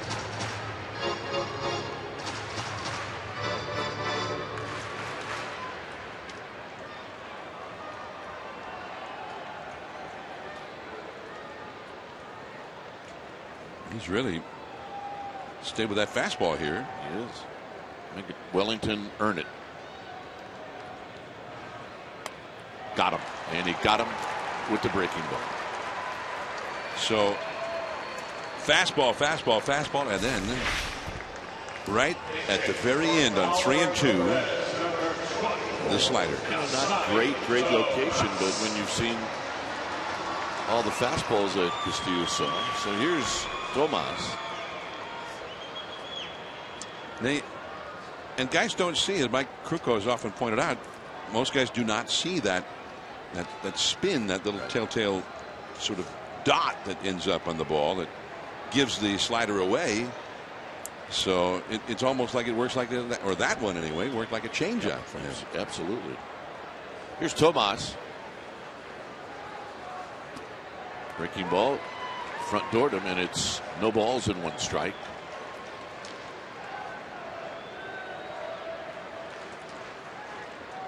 Tomas not in the starting lineup, obviously. Coming in hitting at 306. 5 home runs, 35 driven in. And there's a slider and a swing and a miss, nothing in 2. He took an 0 for 6 last night. Yeah.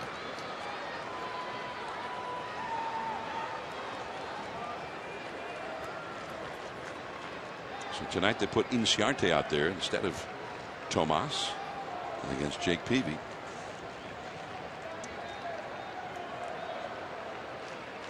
Way outside.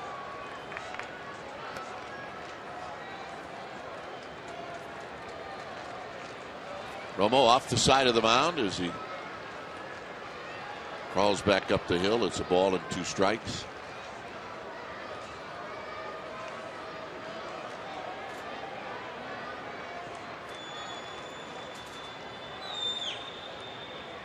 Got him. 2 outs, and here's Inciarte. Probably not where Buster Posey wanted it. But it got both of these guys with sliders, and not the one you're used to seeing that is on the outside and it breaks off the plate. Both of them. This one not sort of out toward the middle of the plate like the last strikeout pitch to Castillo, but still right out over the plate.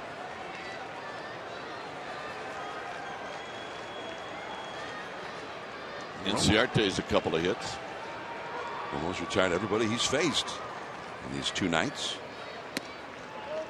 Wow, that looked pretty good, didn't it? It did. I mean, we have a much better view of the strike zone here than Jim Reynolds. Well, sometimes you wonder if they could watch that center field camera. Hit in the gap, and that's a base hit. So Inciarte is going to have a 2-out double. His 3rd hit. Well,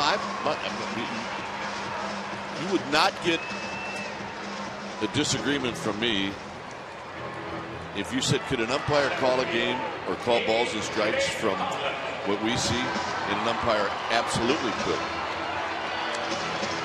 Well, I think the umpires also are quick to point out that, you know, those center field cameras on most telecasts, they're not centrally located, and they do distort where the pitches actually go a little bit. But here's Pollock. There are some parks where they do have the center field camera right over the pitcher's mound, like the dead center, and you in that you could do. The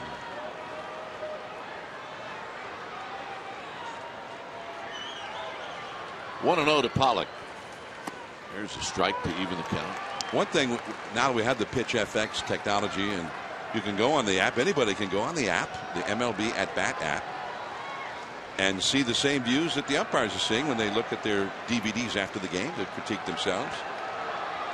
And the vast majority of those calls are correct, according to that. Swing and a miss by Pollock, 1-2. That was a beauty.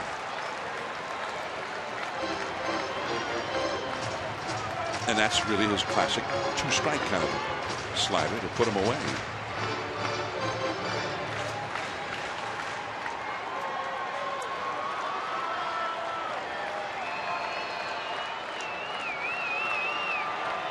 So it's 1-2 to A.J. Pollock, who's been on base twice, a walk and a single.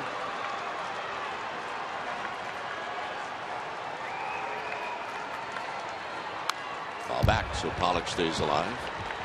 Pollock did well to get a piece of that one. That's the kill pitch for Romo.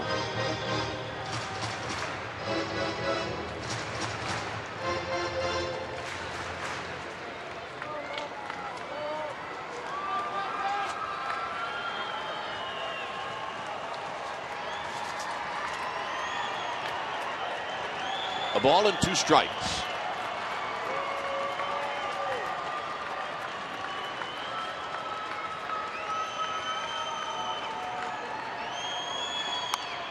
Pollock does it again. If you watch Buster Posey's target, more so than not, it'll tell you obviously where Posey wants it, but also what the pitch is going to be.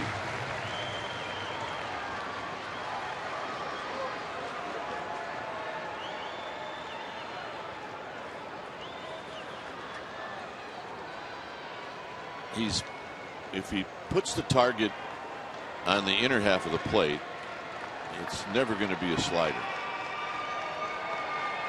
It should be a fastball. Popped him up. Posey. That's the ball game, and it was a slider. Giants win game 2 of this series, and in another game, John, where they pounded out 14 hits. So they're set up nicely. Bumgarner goes tomorrow looking for the sweep, and they've been scoring some runs.